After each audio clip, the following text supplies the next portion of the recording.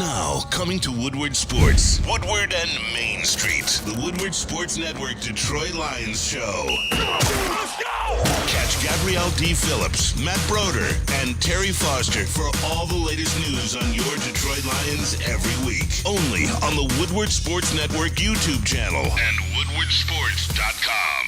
It's a lot different. I do feel like that we are more talented, and it's not just more talented, but the players that we're letting go too are man, they're just the way they're made up.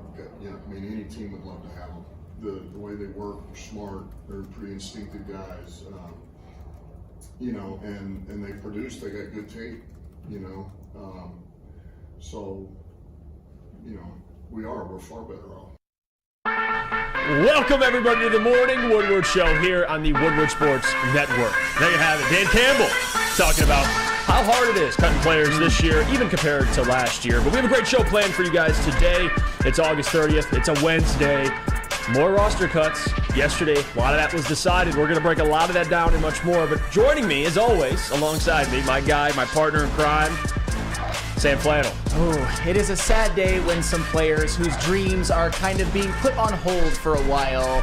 And for them, I have to say, every time we say goodbye, I wonder why. A little.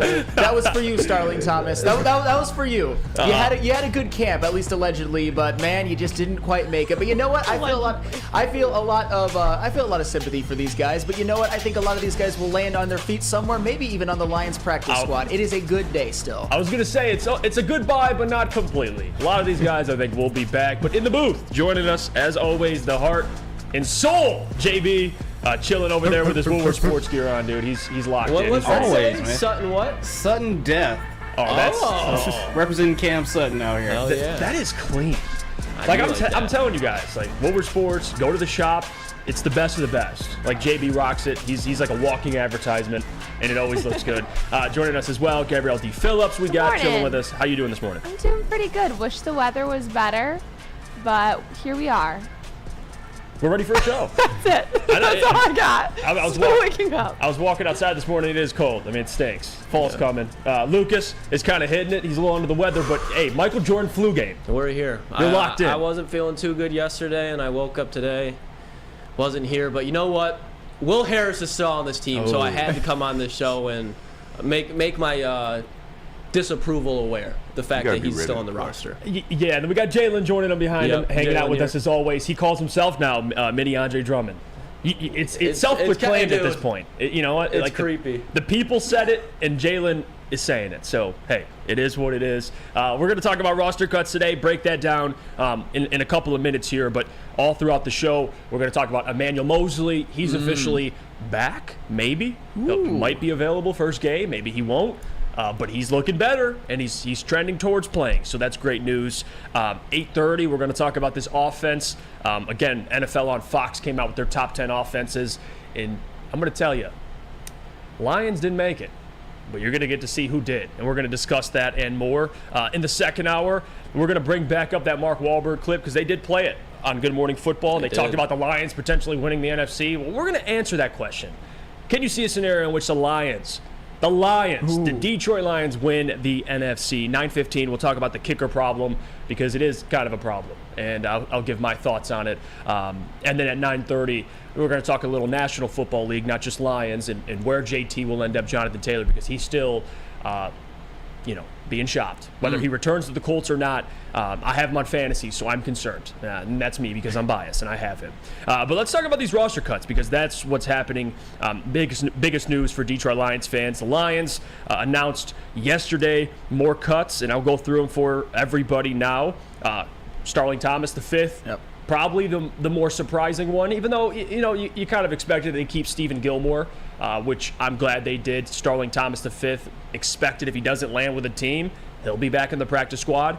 And there you go. There's the list. Maurice Alexander also waived. That one I did not get. That's one of those that I'm like, what are we doing here? Yeah, you know what though? This signals to me that they're going to be looking for a wide receiver. Like that. True. That's the market right there. I mean, you cut Maurice, you cut Dylan Drummond. Yeah, they're going to be looking at a wide receiver. There you go. Dylan Drummond's also. Brady Breeze is on there. Anybody shocked by that? What's your favorite Brady Breeze memory of the Lions? I look at Lucas because we had a thing on our social media the other day, and it was like talking about our secondary, and it was like Cam Sutton, C.J. Gardner-Johnson, and then it had Brady Breeze, and I look at Lucas, I go, Brady Breeze made the list, and now he's cut. We had to put them all on Brady there. Breeze. Yeah, you know what, though? It is what it is. Brady Breeze is cut. Notable, though, it is what. Chase Lucas, obviously, we talked about that yesterday.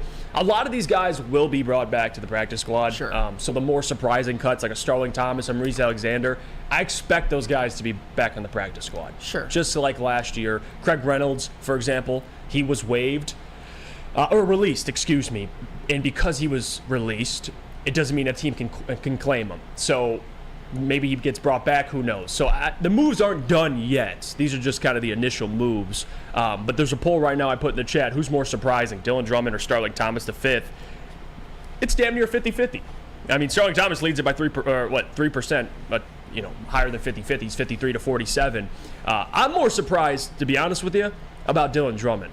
I just know the secondary is much deeper, so maybe that's why I'm not as surprised. Like, I like Starling Thomas, but Dylan Drummond I'm a little more shocked by because you need depth in that wide receiver room. But Sam, this might signal to me that they're going to be aggressive and try and find somebody. I mean, we shall see. Dylan Drummond, he's one of those that he was one of those camp superstars, as I've been told. And also, he played very, very well in the preseason, at least in limited action. Not even really limited action. He was one of their leading receivers, but he's still an undrafted player. And at this point, I'm not going to cry too many tears over Dylan Drummond. Like I said yesterday, the fact that he even made it this far and he could even be on the practice squad, that is a win for him. And hell, maybe he'll contribute to this team someday. With regards to the secondary and Starling Thomas, here's the thing. There's just so much depth in the secondary. Here's the thing. Starling Thomas, if you're clearly outplayed, at least by my observations, by Stephen Gilmore and even Khalil Dorsey, that's not a good sign for you making the team. Right. And he didn't thus far. So, and here's a reminder that I want to give to all of you guys. Even Lucas, who I know is up in arms about Will Harris, I kind of am too. And I've even been up in arms about Jason Kabinda. I'm a little of Iffy Melifonwu too. But anywho, these are not guys that are going to be big-time contributors on this team. These are like the 52nd and the 53rd man. It's not like he cut Aiden Hutchinson or Panay or Amon-Ra or something like that. This isn't something that nobody should be up in arms about the 52nd or the 53rd man. It's kind of I wouldn't say an epiphany that I had yesterday, but still, the Lions will be just fine. We're talking about 5th, 6th wide receiver. We're talking about 3rd string corners at this point, 2nd or 3rd string corners. It's not that big of a deal. And it shows how much everything's going to be fine. Everything's going to be okay. And it really does show the depth this team has, that you're going to have to cut some good players. And Dan kind of talked about that as well. People are already chiming in. Real Criminal Wheat says Netflix is an exclusive right, so he'll be back. My guess is they're trying to trade 30-something D linemen they have. Yeah, well, and we'll talk about that too at about 8:45. James Houston. I know someone from PFF tweeted out surprising trades, and for the Lions, it was James Houston. Yeah, we'll break that down at 8:45. I can't wait to get to that. And for this comment too, Brandon Harris says, this always makes me realize how tough it is to actually make a roster, which is true. And for this comment too, Lucian, appreciate you, Lucian. He's chiming in here. He says, Jeff, you're great at what you do. Thanks for the show. Thanks, Woodward, for making my mornings better. Well, we appreciate you for joining the show, Lucian. He's been here. Yeah, Lucian's always showing love. All you guys that always come in here, appreciate you guys. Spaceship Earth says Gilmore about to play Harris off the roster. I hope so. Yeah. Could you imagine getting a Gilmore? Yeah, we don't get Stefan, but we get, or I should say Stefan Gilmore, but we get Steven. And I would say anybody, even I'd bring back Starling Thomas over Will Harris. Will Harris has done nothing. He forced a fumble in New York, and that's honestly the only thing that Will Harris has ever done besides get burnt for 20, 30-yard bombs. So it still is one of those things where it's like, going into yesterday, I expected to see Will Harris cut. He got burnt for a touchdown in preseason. He got burnt all last year. I get he was starting in the secondary last year, but we can all agree that was the worst secondary in the NFL yesterday. And he wasn't better than Jeff Okudah. I'm sorry, he wasn't. He was not. No, so you're getting like the second, not better than Jerry Jacobs. So you have the second, third best corner, however you want to order it, from last year in the worst secondary, and you keep him. Why? He's versatile. He got his position changed because he couldn't play safety. That's why he got his position changed. He couldn't make a tackle. I don't know what the coaching staff's obsession with Will Harris is. Like, I don't, because he's not great. He's not even really good. Shout out Matt Broder yesterday, but they were saying, he said that Will Harris has kind of been Brian Branch's mentor. And I still don't care. Who like, cares? if I'm Brian Branch and I see him taking advice from Will Harris, I'd be like, Brian, get away! Yeah. Go talk to CJ, DJ, go talk to Kirby, go talk to Tracy, go talk to Sutton, dude, anybody. Your defensive coordinator was a Pro Bowler in the NFL. Like, Aaron Glenn can help him.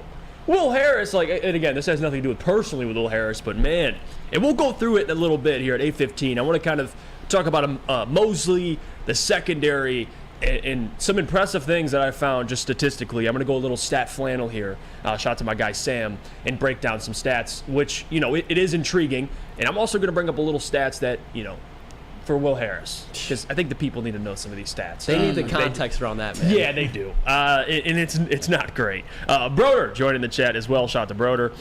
Real Queen of Wheat says he must be one hell of a film room guy. So and Nate Sudfeld, probably. Don Beats says, what the WTF can Will Harris tell him? Yeah. All right, so watch me. That's what you don't want to do. That's exactly what he's telling them. Yeah, dude. I mean, I was shocked. In other news, though, speaking of being shocked, I'm shocked that the Chiefs officially put Chris Jones on the reserve / did not report list. Now, Lions fans, this is it. Lions fans. Chris Jones not playing week 1, that is everything. Not saying, and I want to, the Lions should beat them regardless. That should be your expectation. Like, go out and beat the Chiefs. But Chris Jones, one of the better, if not the best defensive player in the NFL, out, potentially, most likely week 1.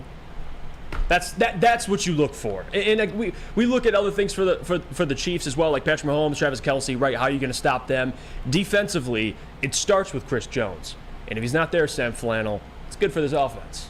You know what? I'm already willing to declare it now because this whole thing has lasted so long that even if they do make a deal, he's not going to have really any camp. The Lions are winning this game, and here's why. Let's go, Here's Flannel. why the Lions are winning this game. They're going to Burrowhead and winning, baby. It is Arrowhead. But anywho, let's look at their defensive line right now. If Chris Jones doesn't play, you got George Karlaftis, a very, very good young defensive end. You've got Derek Nottie as one of your starters. If Chris Jones is out, you know who is listed second on the depth chart? Rookie Keandre Coburn. And who is listed as their starting opposite defensive end to George Karlaftis is Felix and FAU, basically, the edge rusher from Northwestern. But he's also a rookie. This is a defensive line that can get exposed heavily by that Lions offensive line, which is the strength of their team.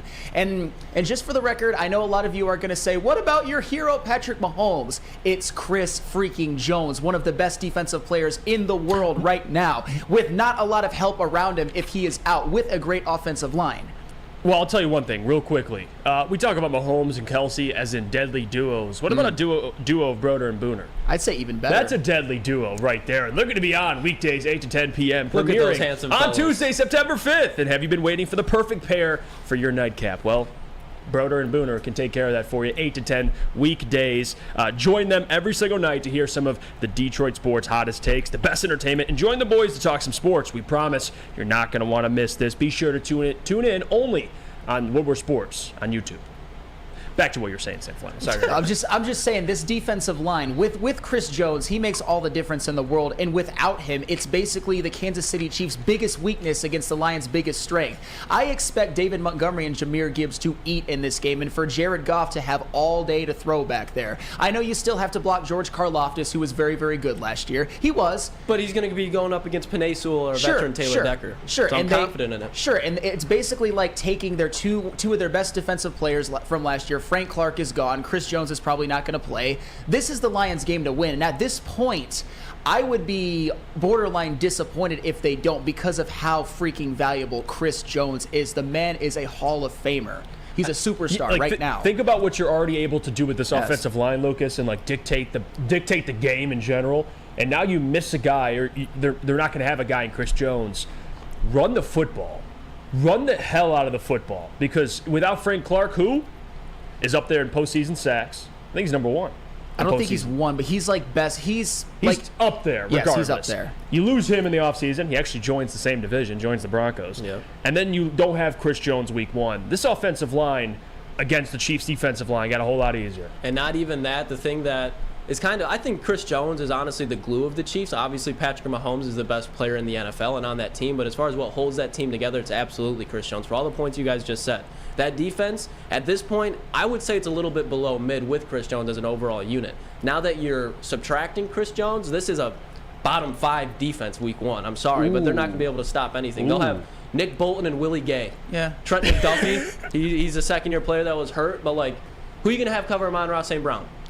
Okay, you do that. Who in the hell is going to be able to stop David Montgomery from getting 5 yards per carry?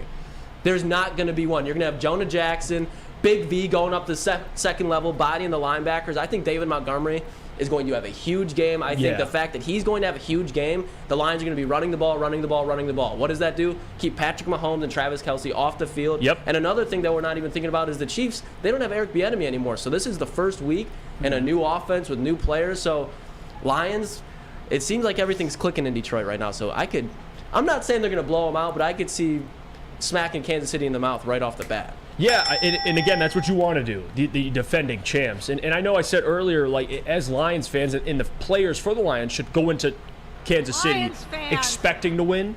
You don't want to go into a game, if you already think you're going to lose, you already lost. Like, that's not the way you should approach the game. Now, Lions fans might be a little skeptical, like for me at least, and I'm going to stand by this. I think the Lions lose a close one. This is before the Chris Jones thing, okay, though. so This is before the Chris Jones news. So maybe the Lions do win that week. Maybe not. Before, I was a little skeptical. Now, without Chris Jones, like you said, Lucas, you pound the football, you keep Mahomes and Kelce off the field, but there's still going to have to be an adjustment period because name me who Kansas City's rolling into the season with at wide receiver. Sky Moore, Rashee Rice, Kadarius Toney. Kadarius Toney's also probably going to be out too. So you got, and I'm sorry to kind of cut you off, but that's like the one guy on the Chiefs, especially when they got him last year.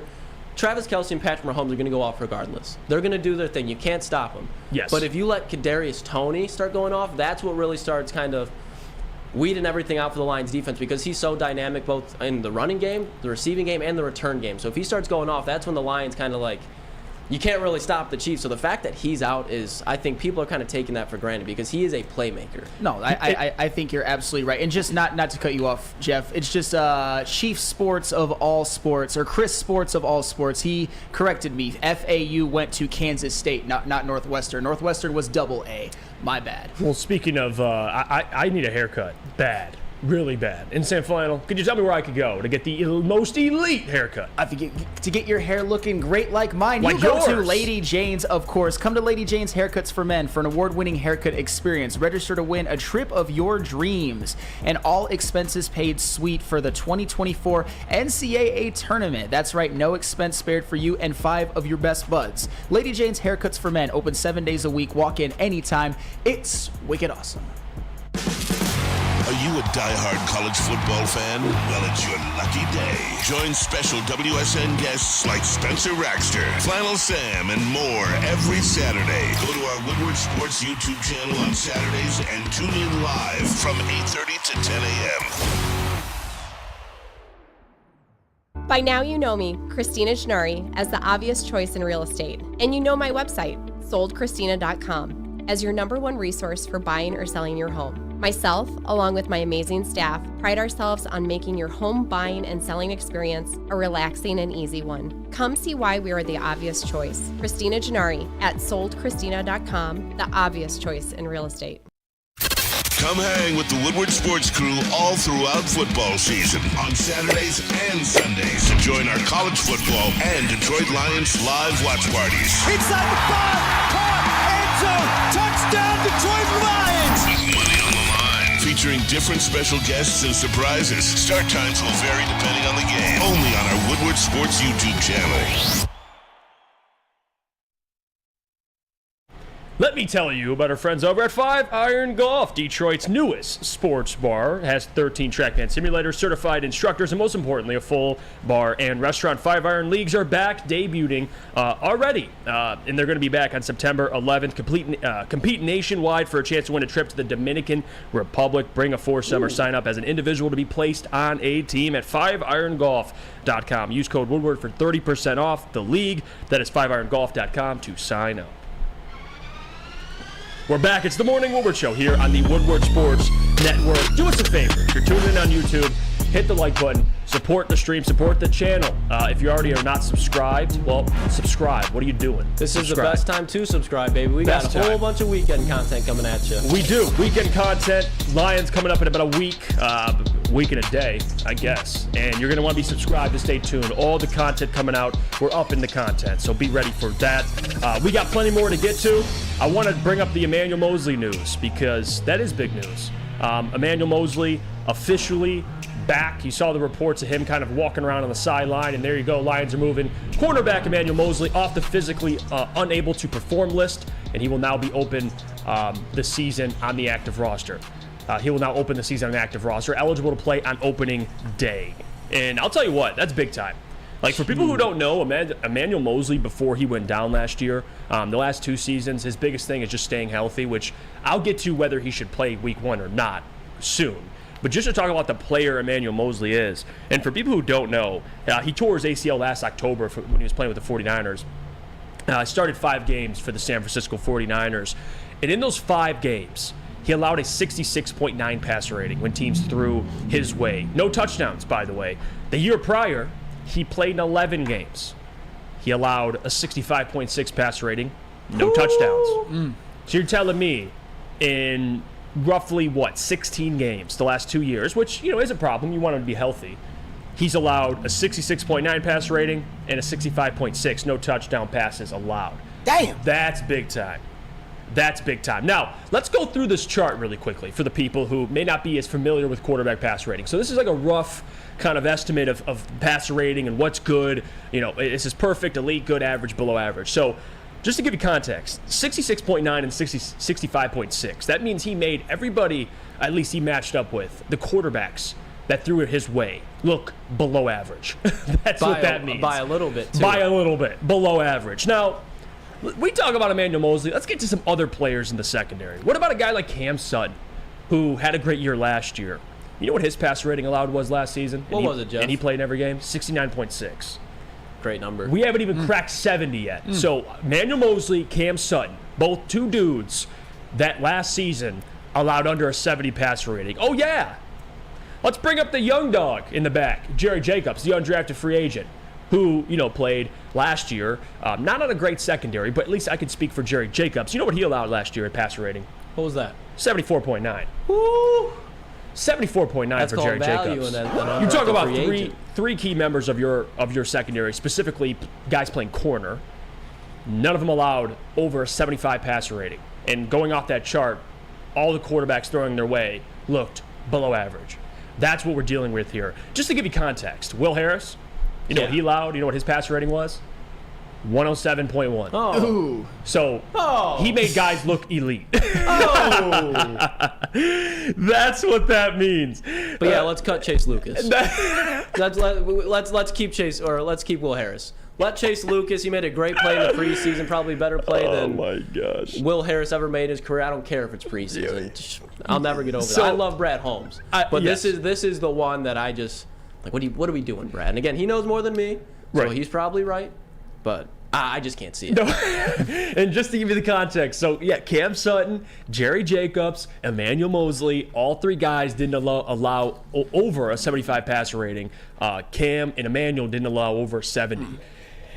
And then there's Will Harris and Ronald. And he's still there. And that's the thing. I love the stats that you brought up because you're kind of channeling your inner Flannel Sam for this one, because I got a lot of those stats myself, and we were talking before the show, and I'm just like, Jeff, just cook with this one. And those stats, they're very, very damning when it comes to Will Harris, but they really put into context just how good Emmanuel Moseley has been when healthy. I think we understand that Cam Sutton was very, very good last year, but he was actually on the field. The only thing stopping Emmanuel Moseley Mosley from being a borderline Pro Bowler is health, because in 2021 he only played 11 games, and in 2022 he only played 5, but in both of those seasons he yielded a passer rating of under 70 when targeted, that's borderline Mosley Island at that point. It's approaching Mosley Island. Go ahead, Lucas. And the one thing to keep in mind too is he was playing in the NFC West. DK Metcalf, Tyler Lockett, Cooper Kupp. You know what? I mean, that was a loaded. Even you go D-Hop too. That's where I was going to go next. I'm glad you brought that up. Cam Sutton in that division, the quarterback play. And the receivers in that division too. Like, in the receivers. And you nailed it with the receivers. But Cam Sutton and Emmanuel Mosley, they were playing in some trash division. Like, you talk about Cam Sutton, okay, Joe Burrow, Lamar Jackson, now Deshaun Watson, like Kenny Pickett, which he played against in practice. But, like, regardless. And then you got Emmanuel Mosley in that division, right? Matthew Stafford. And now you have Brock Purdy, which before he was playing against in practice. But regardless, Geno Smith, who's up there in passer rating. He was top 5 last year in passer rating. Like, these aren't bums. No. And Emmanuel Mosley and Cam Sutton are holding their own. That's the most impressive part. Not to mention, like Lucas said, the receivers. That's big time. And especially Seattle's receivers. If he's ready week 1, that's great. But honestly, I'd rather him sit out till week 2, because if you think about it, Emmanuel Mosley's a long corner. He's played against DK Metcalf and Tyler Lockett his whole career. You put Emmanuel Mosley on DK, you put Cam Sutton on Lockett, and you let Brian Branch just run around that place and just create havoc. So I think the fact that he is healthy is going to be huge, especially week 2, because there's not a corner on our team that's really like lengthy. You know what I mean? Yeah. Mosley is, though, and he's a physical man-to-man corner, so he's going to give DK trouble, I think. And Denver Blair says Geno was a bummer. He had one good season, and now Geno is elite. No, I'm not saying Geno's elite, and I'm with you. When people say Geno's better than Jared, I actually have a problem with that. But you can't deny, though, Geno Smith was top 5 in pass rating last year. Like, that's the facts. Yeah. So he's accurate. And Emmanuel Mosley's in that division and looked pretty good, Sam Flannel. Yeah, and Geno Smith was very, very good. And we also have to talk about the wide receivers like DK Metcalf and Tyler Lockett. And in the case of Cam Sutton, he played in the same division as Amari Cooper, Jamar Chase, T. Higgins. What Emmanuel Mosley being back represents is the true completion of the revamping of the secondary by Brad Holmes. Because even up until it seems like a couple of days ago, we weren't sure if Emmanuel Mosley was going to start the season on the PUP list. And now he's at least eligible to play in week 1. Whether he should or not, I tend to agree with Lucas, probably not, but still. Emmanuel Mosley being your cornerback 2 is huge for the Lions. That allows Jerry Jacobs to be your cornerback 3. And if he's your cornerback 3, I know I haven't always been as complimentary as maybe I should of him. That is a pretty damn good cornerback 3. Yeah. And you know what? I want to further your argument about some of the secondary players that the Lions had last year and their passer ratings yielded. Remember Ermanni Oruwariye? Oh, God. You know what? This is going to be brutal. You know what his passer rating allowed was when targeted last season? Are you sitting down? 130.6. But it actually. Oh, we're talking perfect. Yes. Damn near perfect. And do you know what? It actually gets worse, because at least Ermanni Oruwariye was pretty much resigned to the bench by the end of the year. This guy who I'm about to mention, and he's not Will Harris, he's somebody else actually, was actually starting games. I'm pretty sure he even started the Green Bay Packer game. Mike Hughes. Mike Hughes was another one. Do you know what his passer rating allowed last year was? 131.3, somehow managing to be worse than Ermanni Oruwariye's. I don't think that Mike Hughes was a worse corner overall, because Ermanni Oruwariye was the worst corner in football last year, but still. And what about one Jeff Okudah, a guy that they got rid of? He was 97. Not nearly as bad as those, but we're talking about Cam Sutton and Emmanuel Mosley being under 70 and Jerry Jacobs being under 75. And it's so fitting that the one guy who played a lot of time last year who is still there is Jerry Jacobs. I know Will Harris, he started some games too, but nobody's expecting him to be a starter. Right. So it just goes to show that with those borderline elite corners, at least how they played last year. I know you have to see a little bit more. Brian Branch, Kirby Joseph, and the like CJ Gardner-Johnson. This secondary was completely revamped, and Emmanuel Mosley being there just represents the completion of it, because you want it fully intact, because this fully intact secondary is as deep as they come in the NFL. Probably the deepest, maybe not with the most star power, but certainly a depth unlike any other in the NFL. You know what could only match this secondary in terms of depth? What's the that? depth on the Lions Insider Show. Let's go. Oh, yeah. Like, look at that. And I'll tell you what, guys, you can check it out. Tuesdays, 7 a.m. to 8 a.m., Sundays, 8 a.m. to 9 a.m. It's the Woodward Sports Lions Insider Show, hosted by Gabrielle D. Phillips, Matt Broder, and Terry Foster. Episodes will be coming to you twice a week, all season long, on the Woodward Sports YouTube channel. Again, Sundays from 8 to 9, and Tuesdays from 7 to 8, both a.m. Tune in to watch the most in-depth reporting and breakdown of the game, the players, and preparing you for the next time the Lions hit the gridiron. And I want to get to some of these comments now because people are already chiming in, and they love the Ermanni Oruwariye mention there with his passer rating. Dante151 says 130.6 is required a drug test to see if you're okay. Yeah, that's... He was the worst corner in football. And not to mention all the penalties on top of it. Yep. Like all the holding. Like, I'm sorry. That was bad. I understand football is a team game.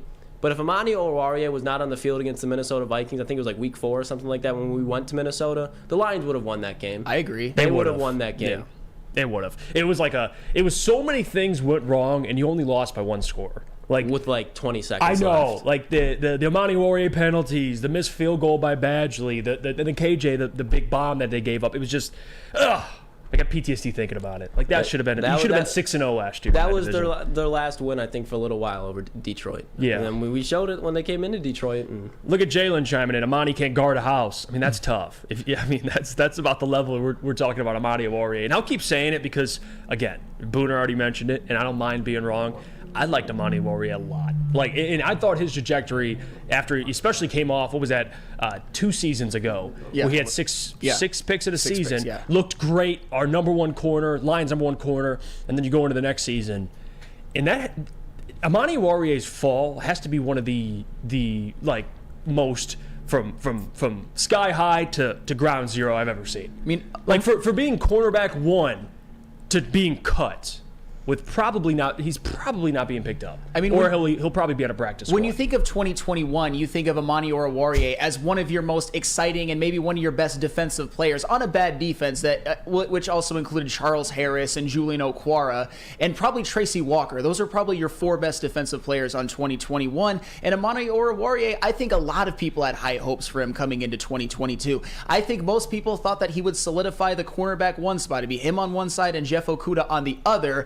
But Ermanni Oruwariye, he couldn't even stay on the field above Will Harris and Mike Hughes. And that's saying something. And like I said before, and I'm going to reiterate this until the day they put me in the grave, in 2022, Ermanni Oruwariye was the worst cornerback in the NFL. You saw it in the first few games when he was actually getting significant playing time. He was a liability. He was. And Eric Allen says Austin Seibert was kicking for us against Minnesota. That was Austin Seibert. Oh.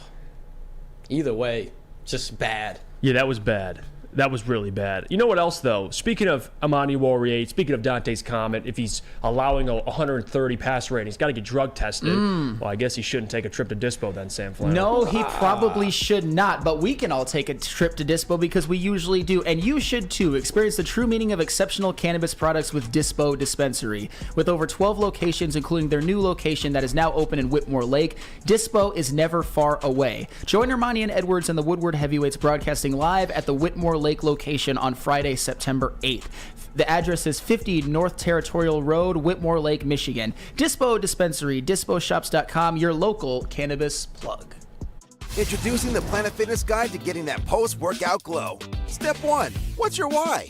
More epic energy? Better sleep? Blow off steam? Step 2, join Planet Fitness for just $10 a month and get moving in our clean and spacious clubs. Step 3, bask in that post-workout glow. Join Planet Fitness today for just $10 a month. Join today at any of the 50-plus Detroit area locations. Brace yourselves, Detroit. As the sun begins to set, 2 of Woodward Sports' brightest young stars will be taking the mic for a brand new show. Woodward Nights with Spooner and Broder. The dog days in Detroit are over, and the boys are unleashed. Join in on the banter and hop on the bandwagon of the #1 night show on the internet. Tune in to the Woodward Sports YouTube channel every weeknight from 8 to 10 p.m. Woodward Nights with Spooner and Broder. It's the Randy Wise Celebrity Golf Tour. You're a good coach, Tim. Oh, great shot. Some of the biggest names in Michigan sports, and some, well, not so much. Good, baby. Oh, yeah, baby. Oh, yeah, baby. Watch episodes at woodwardsports.com. When buying or selling real estate, flexibility and control over the sales process is key. Sellers, how would you like the freedom of canceling your listing agreement at any time for any reason with no penalty? That is exactly what Mark White and Associates offers. It's called Minute by Minute Listing Agreement by Mark White and Associates. Try Mark White's risk-free minute-to-minute listing agreement today. Visit markwhitesells.com or call 248-290-8242. markwhitesells.com, where flexibility meets success. Welcome back to the Morning Woodward Show. Thank you all for tuning in, supporting the show, sticking with us. Don't forget, hit the like button. We're almost at 100. We're at 98 likes, 2 away from 100 likes. We'll try to hit that before the end of this segment. Plenty more to get to. We're going to get to James Houston in about 10, 15 minutes here, but I want to stick with the offense. Top 10 offense this year. Can the Lions be that? They were top 5 last year. I think we'd all assume so, but Fox doesn't think so, at least on paper. And Lucas, if you could pull up the graphic. If not, I'll send you the graphic. Yeah, send it over to me. So, NFL on Fox came out with their top 10 offenses. And, and again, when you look at things like this, some of it's on paper, right? It's like they can't factor in a Ben Johnson. Like, sure. He's a big reason why they, at least last year you had so much success, because on paper they didn't have a bunch of superstars. They had one of the better O-lines. They had Amon-Ra St. Brown, who I think is a top 10 receiver, but still didn't have a lot of firepower, at least on paper, again. But they still were a top 5 offense, and they still executed like a top 5 offense. But NFL on Fox, at least I'll give you the number 1, or I'll give you the 9. How about that? We'll give you the back half. The Chargers coming at 9, okay? And number 8, the Dallas Cowboys. Dallas Cowboys at number 8. Number 7, the New York Jets. Number 6, the Bengals. 5, the Jaguars. 4, the Eagles. 3, the Bills. 2, the Chiefs. And 1, the 49ers. Okay? Ooh. Those are the top 9 offenses projected for the 2023 NFL season. Now, I will say this. On paper, they're not far off. If you're going on paper, you can't deny really any of these teams. Like, I'm just being honest with you. Like the Chargers, okay, Keenan Allen, Mike Williams, Austin Eckler. You got Rashawn Slater, Justin Herbert, Cowboys. And you know how I feel about Dak Prescott. But you still have CeeDee Lamb, Brandon Cooks. Like, they got some weapons, right? It is what it is. The Jets, okay. Aaron Rodgers, bad O-line. Dalvin Cook, Breece Hall, and Garrett Wilson and a bunch of mid receivers. Okay, I guess you can have that. The Bengals, Joe Burrow, like 6 and up, I agree with. Yeah. I think 7, 8, 9, man, like a little shaky. I think the Lions, you can make an argument for them over maybe the Jets or the Cowboys. I think the Cowboys isn't even a question. If this was the Cowboys from 2-3 years ago, I'd be like, oh yeah, they got the best O-line in football. They got Zeke, CD, Amari Cooper, Dak's like Dak's still Their offensive line got worse. They just lost Dalton Schultz, who's a huge factor for them last year. I get Brandon Cooks is nice, but you can't guarantee Brandon Cooks is going to be Brandon Cooks as always, just because he's getting up there in age. You have CeeDee Lamb, who's good, but he's really inconsistent with the hands. And then you have Tony Pollard, Deuce Vaughn, and then who did they just sign yesterday? Or no, they were looking at James Conner. They didn't trade for him. Right. But that backfield of Tony Pollard and Deuce Vaughn, I don't think either of these guys are going to stay healthy through 17 weeks, 18 weeks, especially behind this O-line. So I'm with you, Jeff. Like, Bengals and up, I agree with. Jets, you can make the same argument. Like, yeah. It doesn't make sense like to the me. Jets, and this is what, and Sam, I'll go to you because sure. you've been high on the Jets. You picked them to win the division. You picked them in the AFC Championship game. That's what you think they'll do this year. But I'll ask you this. Everybody's just assuming that Garrett Wilson is going to just break out. And I agree. But they're assuming. Sure. Besides Garrett Wilson, who do they got? Dalvin Cook, Breece Hall, Aaron Rodgers, and a pretty suspect. I'm talking about the receiver, the receiver room. I get it. Alan Lazard. Okay. I mean, I understand. Alan Lazard. Yeah, like Tyler Conklin. I understand. Shout out to Tyler Conklin, by the way. It's not. But still. And for the record, I don't think the Jets should be ahead of the Lions on this list of offenses, at least to project the season. And I'm saying this as the biggest Aaron Rodgers slappy probably at the network besides Maz, and as somebody who's very, very high on the Jets. Here's the reality. The Detroit Lions are going to be a top 10 offense this year because they have to, and if they don't, they will have fallen short of expectations. I understand that their defense is going to be better as a whole this year than it was as a whole last year because their defense was only good the last 10 games, whereas this year I think they're going to be very, very good from start to finish. But the Lions offense, I just have to ask a couple of questions around the room. Do they still have Ben Johnson? Yep. They do. Is Ben Johnson arguably the best offensive coordinator in the NFL? Yep. He is. Do you think Jared Goff, with just like making assumptions, do you think Jared Goff has everything in front of him to be better this year or to regress or stay about the same? They stay about the same. And still, but that is a very, very good Still quarterback. a great season, top 5 and everything. Absolutely, and I think their backfield is better than it was last year. Their offensive line, hopefully you have a full season of Vitae, but you still have Penei Sewell, Frank Ragnow, Jonah Jackson, Taylor Decker, one of the best offensive lines in the NFL. I think at their ceiling is the second best offensive line in the NFL. Certainly the second best offensive line on that top 10 list after the Eagles. And think about this, is Amon-Ra St. Brown a star? Is he a borderline superstar wide receiver right now? He is. And I think he's going to take an even bigger leap this year, at least in impact, and I think in numbers. Is Jameson Williams going to get more usage this year or less? More. I would say more. Yes, definitely. And if Jameson Williams lives up to his potential, that will greatly help the offense. And I know DJ Chark, I think, was a little bit bigger of a loss than people say, but DJ Chark, he's having his own injury issues in Carolina right now. And I think Marvin Jones, DJ Chark, it's kind of DJ a little bit better, but still. Josh Reynolds, you've got Khalif Raymond, and even when it comes to having a number 1 tight end, I know the Lions put up some very, very good offensive numbers even when TJ Hawkinson was there, but their offense actually by points per game got better when he left, but still, it was a tight end room with Brock Wright, James Mitchell, and Shane Zylstra. I think having a number 1 tight end like Sam Laporta, albeit he'll be a rookie, I don't expect monster numbers. I just expect him to make a few plays and be, you know what? I think he'll get between like 400 and 500 receiving yards, 30, 40 catches. I think he will be obviously better than what they had last year. So on paper, this offense, which was already top 5 in scoring last year, on paper is better. And they still have the wizard and Ben Johnson scheming plays. The one thing that I will say is I think there is a pathway for every single one of these offenses to be near the top. You know, even the Chargers, Cowboys, Jets, I think there is a pathway. But I think the pathway is, I would say, more paved, if that's the right terminology, for the Detroit Lions. Absolutely. I think if they don't have a top 10 offense, something will have gone wrong. Is that fair, or is that too? No, is that too it harsh? is fair. I think top 10 it should be guaranteed. Like they're a good enough unit already to be top 10. They were last year. I mean, think about last year too. You talk about yards, total yards for offenses. Only 2 teams that had more yards on offense: Eagles, Chiefs. Give me something about those 2 teams. They played in the Super Bowl. In the bowl. They played in the Super Bowl, guys. The Lions were 3rd in total yards. And they missed the playoffs. And again, every year is not the same, but like Sam said, you still got Ben, you still got Jared, you still got this O-line, you still got Amon-Ra St. Brown. You got majority of this offense. You added some pieces. Jameer, which I think is an upgrade over DeAndre, we shall see. David Montgomery, I think, is a small upgrade over Jamal Williams. Like Sam Laporta, like you said, he's not going to, Lucas, you might disagree with me. What are you about to say? I think I'm with Sam. 500 yards it should be expected. That's fair for a rookie tight end. That's what I've been saying.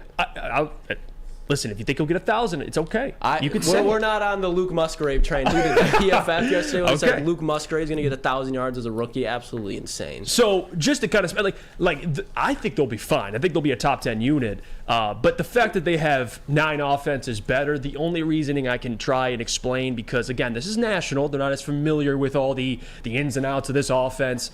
It has to be on paper. But even on paper, and that's maybe it's just me, but totality, offensive line included, I think they're better than the Jets. I wasn't really familiar with I haven't agreed with it at the very beginning. I think the only pathway to them, and knock on wood, of course, for them not having a top 10 offense is injury, and hopefully we don't see that happen. And fortunately, we didn't see that happen in the preseason. But the Jets, if Garrett Wilson goes down, they're screwed. Absolutely. So, it's a similar boat. But if Amon-Ra St. Brown as well. To be fair, if Amon-Ra St. Brown... that's my point. Oh, yeah. It's the same. They're in the same boat. The Lions and the Garrett Wilson goes down, they're screwed. Except the Lions have a much better offensive line. Yes. A much better offensive line, which is why I think the Lions' offense on paper is better than the Jets. And speaking of offensive linemen, where did Penei Sewell and Frank Ragnow go to college? Oregon and Arkansas, respectively. And Woodward Sports' love of college football. Do you love college football? Well, Woodward Sports loves college football. That's why we're bringing you Woodward Sports for the Love of College Football pregame show, the latest WSN show to tune into on the YouTube channel.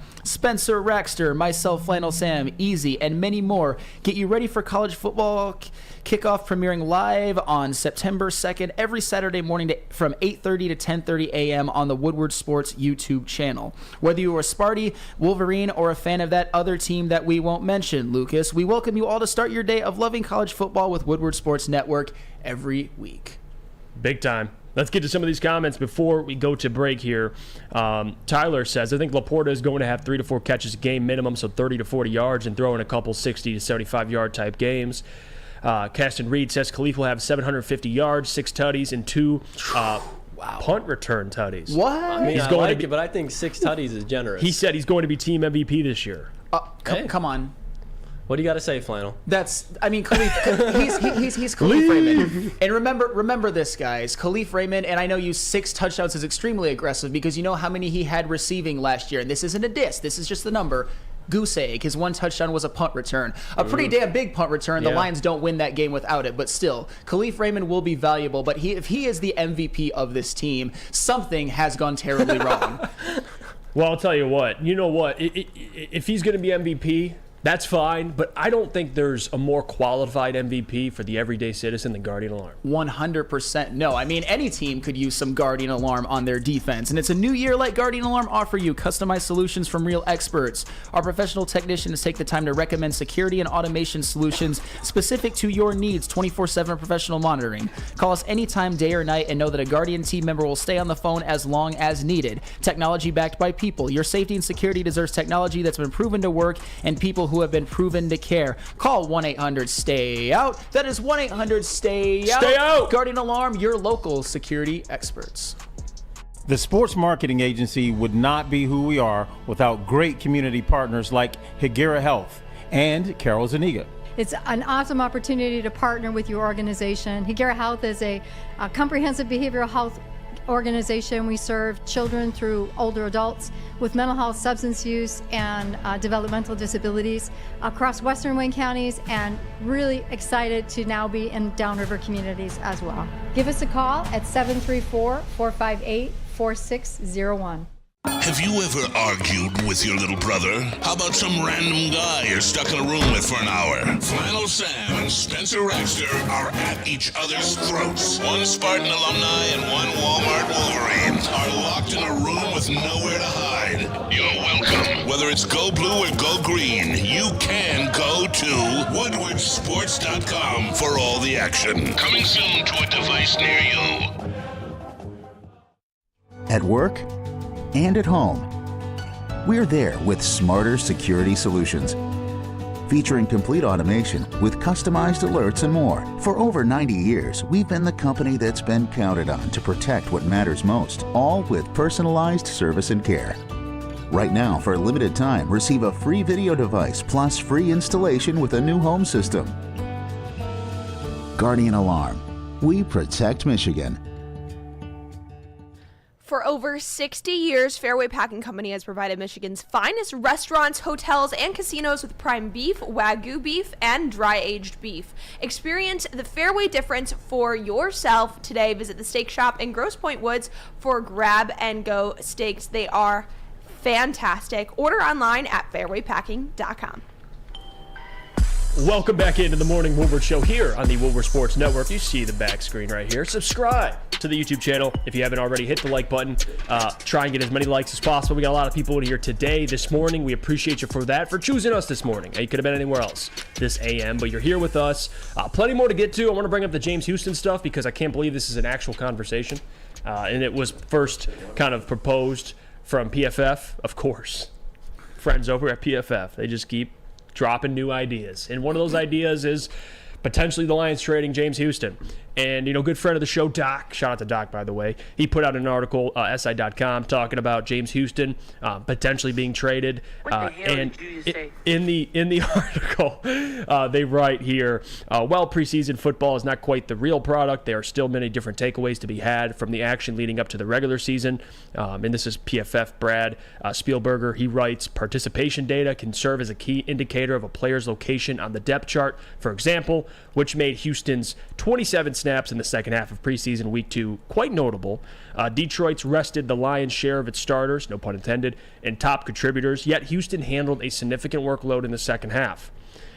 They also write here, it appears Houston may be the odd man out in Detroit, but the Lions definitely wouldn't release a player with 3 years of cheap control remaining who showed a knack for getting after the quarterback on limited snaps last season. Many teams would be happy to take a flyer on a developmental pass rush specialist coming off a season with an 88.2 pass rush grade. Think about that for a second. Like, the guy had 17 quarterback pressures and 8 sacks and just 92 snaps. Just let that sink in. And he's a proposed trade candidate. Now, I'll give you both sides of it, and then I'll give you my opinion. The side to kind of push for this would be, well, maybe James can't be an every down player. Maybe he's a one-trick pony. Maybe he's a specialist who, can't develop into a complete defensive end in this system with Aaron Glenn. Okay. But then there's the other part of it, which is like, yeah, getting after the quarterback is one of the most important things in football, period. And James Houston does that at an elite level. And he's contract's coming up, but still, he's not going to be expensive, and you still have a player who's only going to get better, under control, if you were to re-sign him, which I assume they will. So to me, it's much more worth it to keep James Houston and allow him to grow, because the payoff could be insurmountable. But then there's the other side of it, Sam, where it's like, you know what? Maybe you sell while his stock's the highest. What's your take on it before I give mine? Okay, this idea that James Houston is anywhere near the trading block is complete foolishness. It's tomfoolery. They mentioned a knack for rushing the passer. 8 sacks in 7 games, more than 1 sack a game. I'm guessing that is what they like to call a knack nowadays. That, I believe, is a little bit disrespectful to James Houston because, and I know this is PFF's proposal, I'm not knocking anybody in particular, but do people not understand what James Houston actually did last year? 8 sacks in 7 games. That's 1.144 sacks per game in terms of getting to the quarterback and sacking the quarterback. He was basically MVP Lawrence Taylor. I'm not saying as a complete defense, as a complete edge rusher but that sample size is ridiculous. That is not just a knack. That is all-time elite in a very, very small sample size, but still. James Houston last season had more sacks than Kayvon Thibodeau and Trayvon Walker combined. Trayvon Walker and Kayvon Thibodeau combined for 7.5 sacks in 29 games, while James Houston had 8 sacks in 7 games. And for anybody talking about how, he's not really good against the run, he's a pass rush specialist, I actually think he looked okay against the run in preseason, by the way. I get it. James Houston did not get a lot of snaps last year. He did not get a lot of run defense snaps. He only got, I believe, 31, which is basically nothing, about 4 per game. But still, when you are that good at one of the most important things you can do on an NFL football field, you have to find a place for James Houston. It seems like just a week ago or so, we were talking about Aiden Hutchinson and James Houston as maybe your future bookend pass rushers, but now I'm looking at it as people are saying he's a candidate to be traded. And honestly, when you look at the edge rushers that the Lions have right now, Charles Harris, are we really saying that Charles Harris is more valuable to this team than James Houston? This version of Charles Harris, who only played 6 games last year, who had 1 breakout year, 7.5 sacks, and a bad defense in 2021. But for the most part, Charles Harris has been a massive flop in the NFL as a first-round pick. You even got Romeo Okwara coming off of an Achilles injury in which the surgery was done wrong and he had to get it done again. He came back and performed admirably. But the days of 10-sack Romeo Okwara, I think, are done. He had a 2-sack game last year, but didn't do a whole lot else. John Kaminsky, we all like. John Kaminsky, I think, will even break out further than last year. I think he's a guy you can move around the defensive line. He was 3rd on the team in sacks last year and very good against the run. I'm cool with that. Even Josh Pascal, who your guy, and I know that he has a lot of potential, and as a prospect, he was actually better and certainly more rounded than James Houston, but still, Josh Pascal, he had an injury last year. He didn't even report to camp. He didn't even start the season on time. And when he played, 10 games, 2 sacks, 7 games, 8 sacks. And then Julian Okwara, who actually made the team. I'm very, very happy for you, Jeff. But still, Julian Okwara has done very little outside of having potential. I know in 2021 he had 5 sacks, but last year, again, just 2. He had 1 2-sack game. James Houston is a guy that has already shown that he can be elite at rushing the passer. Right. And I just don't understand why there's any talk whatsoever about him being traded. And if any fans of the Lions, I'm not saying you are, if any fans of the Lions actually support this or Lions want fan. this, I think you're crazy. I think you're ungrateful at this point. And I'm not accusing anybody. It's just James Houston didn't just have a knack for rushing the passer. He had 8 sacks in 7 games, more than Kayvon Thibodeau and Trayvon Walker combined, the first pick and the 5th pick overall. Come on, guys, this is lunacy. James Houston will be a Detroit Lion for a very, very long time. Yeah, I'm glad you said it, Sam. And I'm going to get into it in a little bit here. Jake says if you think there is any real concern that he wouldn't be able to replicate last season going forward, though, Jeff has a point about selling while the stock is high. And Jesse Adams says, and why would Brad give up a guy that can rush the passer to another team? They got James on a cheap deal. Chris Gumper says, I could see Houston being traded. He's not as versatile as other defensive ends. He can't play inside and can really only play the 9. Yes, he's got good bend and can get to the quarterback, but that's it. And for this one, Corey Berry, Houston is a one-trick pony, ? I'll take a guy whose trick is consistently getting to the quarterback. And by the way, I agree. Thank you. Well said. I'm not saying he's a one-trick pony, just trying to give you the other side of it. Now, my opinion on it is keep James Houston. Why the hell would you trade him? And if you're if PFF's indication, well, he's playing in the preseason, yeah, no dip. The dude needs to develop. That's why you play in preseason. Like, for people that take preseason as an indicator whether a player will get traded or not, yes, that could be the case. But for Houston's case, you want him playing in the preseason. You want him to get better, right? To be, hopefully, a more complete defensive end. Now, there is that side of it. Can he replicate what he did last year? Well, I'll tell you what. In preseason, he looked just as good. He did. Like, again, his bend, everything that was advertised last year with James Houston, it's still there. So I don't want to hear any of this BS about, well, he's playing in the preseason. Why did he play the second half? Dude needs to develop. He's a 6th-round pick, and he had the sample size he played last year, and what he did last year was incredible. But don't act like the guy's a finished product. Sure. Like, clearly he's got to play. So I don't take anything away from this. I think James Houston's going to stay put. Brad's not going to trade him. It would be dumb to trade him unless somebody comes to you with a monster offer. Why sell him now? Like, that to me, that's ridiculous. You re-sign James Houston, you keep him.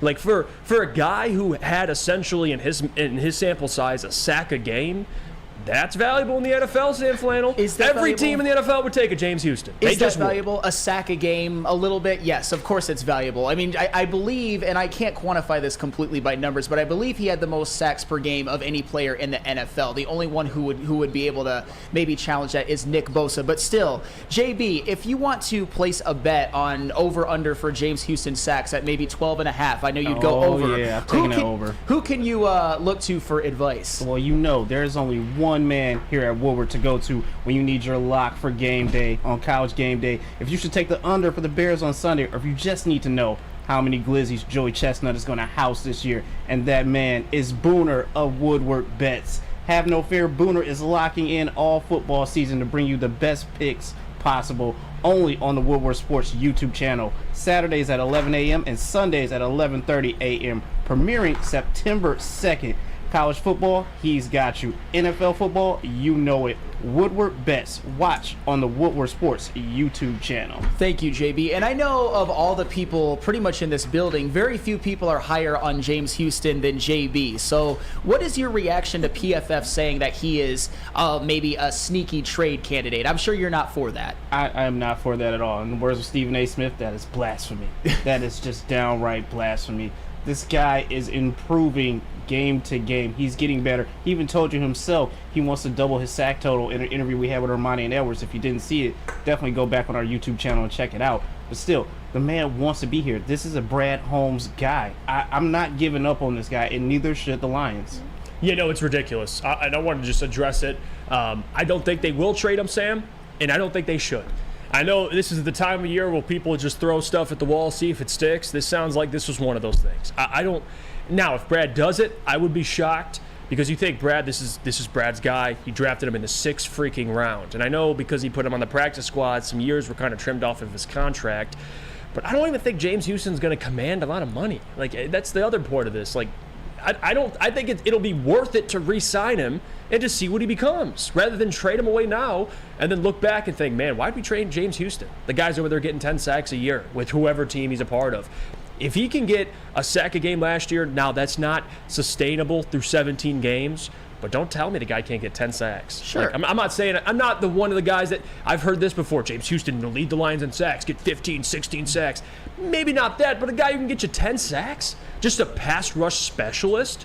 yeah, you'll take that. But you know what? You know what I said in a previous segment? I don't remember which day, but it was a little while back. Maybe there's also the possibility that James Houston is actually just a great pass rusher. Maybe can develop into a great defensive end as a whole. Maybe he's a guy that makes all pros. Maybe he's a guy that makes Pro Bowls. Maybe he's a guy that has multiple double-digit sack seasons. All I know is you have to give this guy a chance to show it, because in his one season, he had more than a sack per game, which is, and I cannot stress this enough, that is mind-bogglingly great. That is all-time great. And I get it, short sample size. I know a lot of people are going to say short sample size, but give him a chance with a full season to maybe see if he can get double-digit sacks, because I personally believe if James Houston isn't on this team, which I think he will, by the way, then I all of a sudden have some major questions about their edge rushers. I think it's one of their best and deepest positions as of now, but a lot of that is contingent on James Houston being at worst second on your team in sacks and your second best pass rusher. And there's a pushback, and this is a solid point. I mean, Born in Spain says if he gets 12 sacks and is asking for $15 million a year, what are you going to do? Is he going to walk for nothing? I mean, if he gets 12 sacks, number one, I think he'd be ecstatic, and he'd love that. And Brad would try to find a way to sign him. But if he's asked for $15 million, like, yeah, well, at that point, you're in a situation. There's the other part of this, too. Like, you got Jonah Jackson, you got Amon-Ra, maybe they re-sign Jared. Who knows? There's more guys they're going to have to re-sign. I don't know if James Houston, but if he gets 12, maybe he's a priority on that list. But that, again, you can't keep all these players. We know that already. Like that's you're going to have to let go of some guys that are good football players in the future. You can't pay everybody. Maybe James Houston ends up being one of those guys. Who knows? But again, we're all just foreshadowing. If he has 12 sacks, hell yeah. Everybody's ecstatic. I mean, if he has 12 sacks, I think the Lions could be competing for the 1 seed at this point, because their defense may be sniffing the top 10 at that point. Because I already think Aiden Hutchinson is going to have 15. If James Houston has 12, that would be the best edge rushing duo in the NFL right now. And I think we would all take that a million times out of a million and let the whole money situation work itself out. Because I think every single person listening right now, no matter what he would command, no matter if you lost him for nothing down the road, would take a 12-sack season by James Houston. Yeah. That means he's borderline Pro Bowl at that point. That would be unbelievable. Hell yeah! Hell yeah! And also in that, I mean, if you're talking James Houston getting 12 sacks, the question is he playing on rundowns? Is he a guy you could play more often than he's already playing right now? Because if I'm signing you for $15 million, you're not just a weapon. Like, now I expect you to be out there every down. That's the question that Brad and is going to have to evaluate with James Houston this year. Is he going to be a guy that you can trust on run plays, which I don't think he is that right now. So, and that hurts his value. I mean, you can get sacks and you can ask for money, but if you can't defend the run, you can't be solid against the run at least. I mean, you're essentially just paying for a specialist, which I don't think he's going to command $15 million to do that. But maybe I'm wrong. You know, but even if he does just turn into a pass rush specialist and gets 12 sacks, I will take that a million times out of a million. I don't care how well he plays against the run if he has a 12-sack season. No, well, I got some advice for James Houston. If he wants to be more, better against the run, more stout against the run, he's going to have to go to Big Boy, gain some weight, because Big Boy has everything he's looking for. The Strawberry Fest is back. You can try classic breakfast items they got there. If you're not feeling breakfast, well, they got the strawberry bacon chicken wrap, or cool off with the refreshing summer splash salad. They got dessert as well, deep fried vanilla Oreos, strawberry hot fudge cake, and more at Big Boy. Come hang with the Woodward Sports Crew all throughout football season on Saturdays and Sundays. Join our college football and Detroit Lions live watch parties. Inside the 5, caught, end zone, touchdown, Detroit Lions! With money on the line, featuring different special guests and surprises. Start times will vary depending on the game. Only on our Woodward Sports YouTube channel. Big Boy Strawberry Fest has officially arrived, and we're here to show you the very best flavors of the season. Satisfy your sweet tooth with our deep-fried vanilla Oreos, strawberry hot fudge cake, and a slice of our classic strawberry pie. But that's not all. Cool off on a refreshing summer splash salad, or savor the flavors of our chicken Caesar wrap and strawberry bacon chicken wrap. And for breakfast lovers, don't miss out on our strawberry hotcakes or our mouth-watering red velvet waffle. Strawberry Fest is something for everyone. Celebrate the sweet season with us at Big Boy. Now, coming to Woodward Sports, Woodward and Main Street, the Woodward Sports Network Detroit Lions show. Let's go! Catch Gabrielle D. Phillips, Matt Broder, and Terry Foster for all the latest news on your Detroit Lions every week. Only on the Woodward Sports Network YouTube channel and woodwardsports.com. Calling all landscapers, how would you like to landscape like a legend? Register for your chance for 4-time Stanley Cup winner Darren McCarty to work your crew for a day. That's right, Darren McCarty on your zero-turn weed whipping and edging for your favorite clients. Sign up today at OutdoorEquipCo.com. That's OutdoorEquipCo.com. Man, it's the Morning Woodward Show. Welcome back.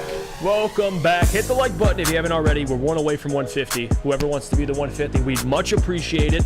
Plenty more to get to. Plenty more Lions to get to.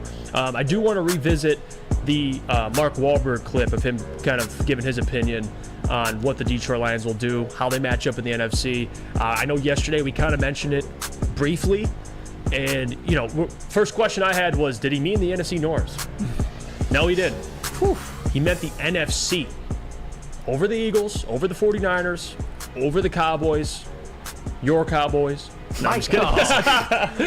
The Lions winning the NFC. Could you play the clip of Mark Wahlberg for me? Jeff, do you think I can? You're my guy. There we go. Back in Detroit, and I know you're a Boston guy, but what are your thoughts on the Lions this season?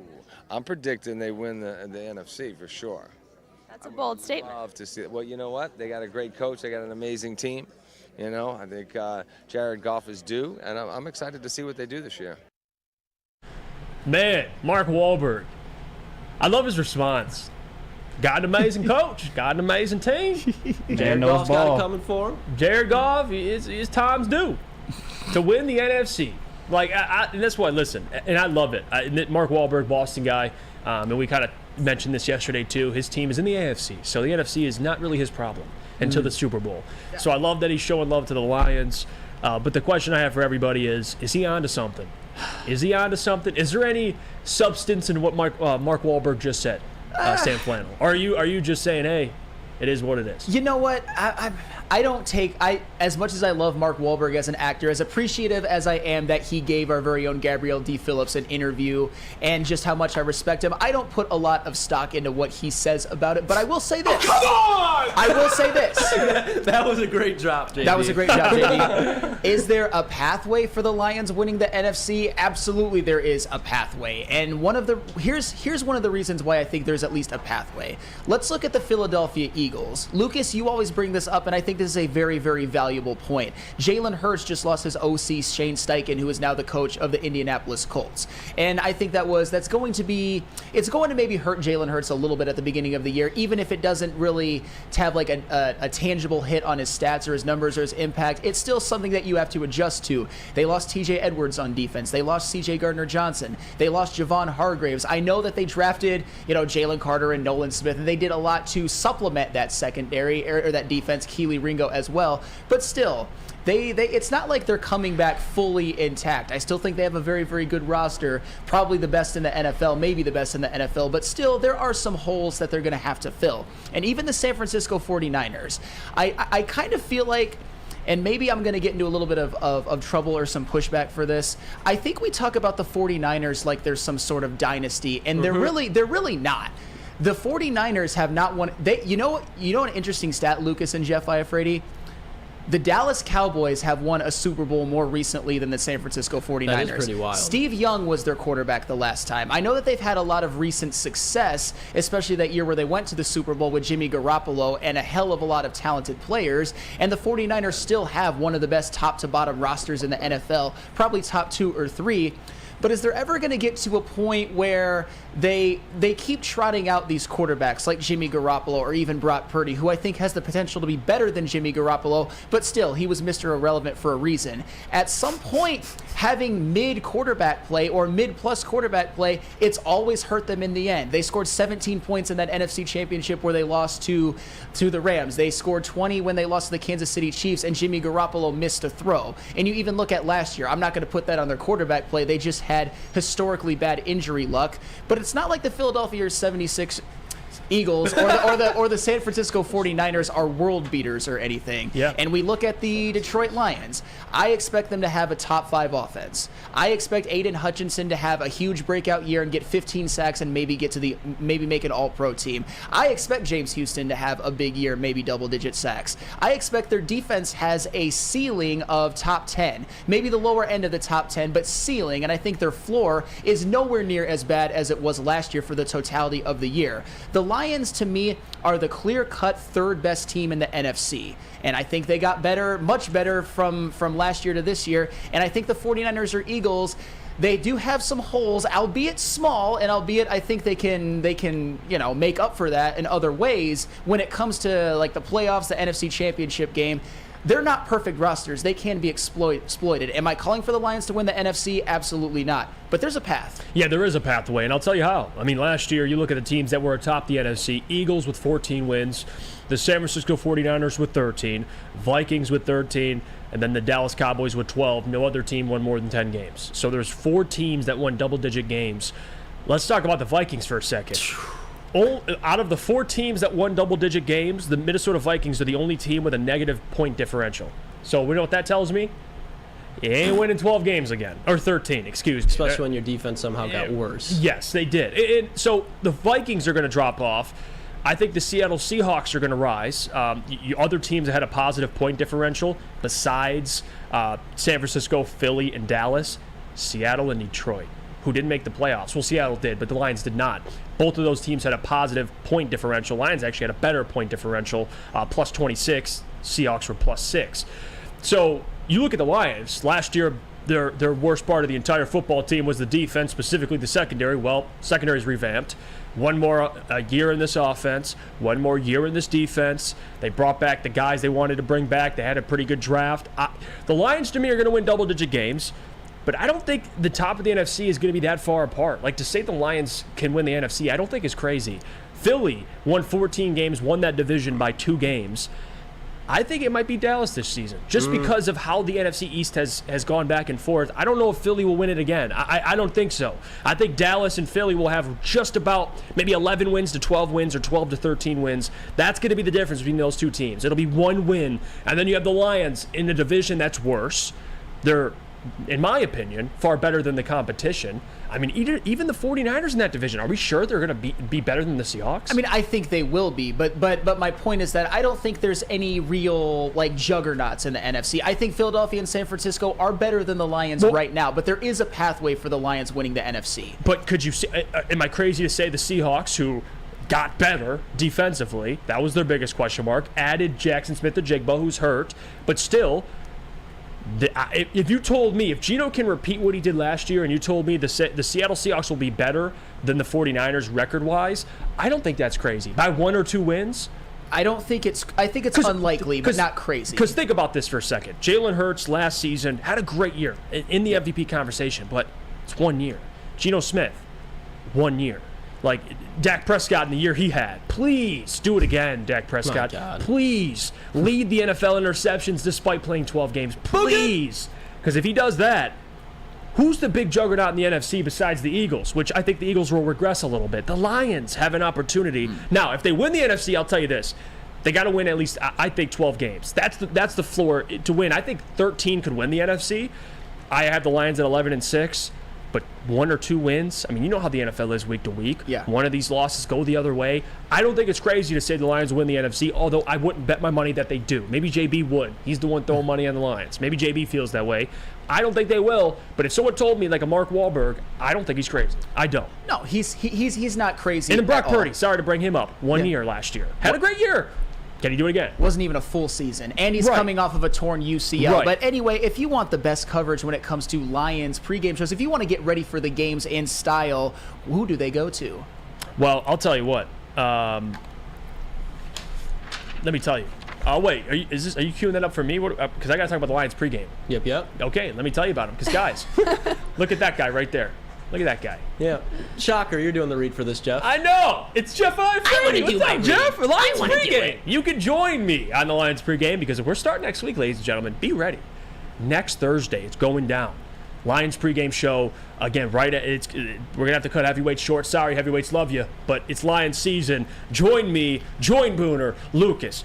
We got the entire crew here. Mike Gentry will be in the sound booth. Come hang out with us next Thursday. Lions pregame show. You're sipping Kool-Aid or you're screaming "Same old Lions." You're gonna want to be with us watching before. We're gonna do a breakdown of the entire game. Give us our thoughts, our predictions. We'll see you guys next Thursday. That's the Woodward Sports Lions pregame show, only on Woodward Sports YouTube. But to get back to the conversation now, and people are saying, Doc Chill says, dude, the 49ers defense is easily top 2 in the NFL. Now, I'm not saying the 49ers are going to be trash. Trust me, we're just throwing out hypotheticals here. I think that defense will be elite again. But to say that you think Brock Purdy will go out and do what he did last year, there's no guarantee of that. There's no guarantee that Jalen Hurts can go out and have another MVP season. I like Jalen Hurts a lot, but again, we've only seen it once. We've seen Jared Goff make playoff runs. I know no one's saying it's all because of Jared, but we've seen Jared be the quarterback of a team that's made playoff runs. We've seen him be the quarterback of a team that's won double-digit games. He has it in him. You give him the talent, he can do it. I have faith the Lions this season could shock a lot of people. Although I think 11 wins is fair, and that's what I have them going.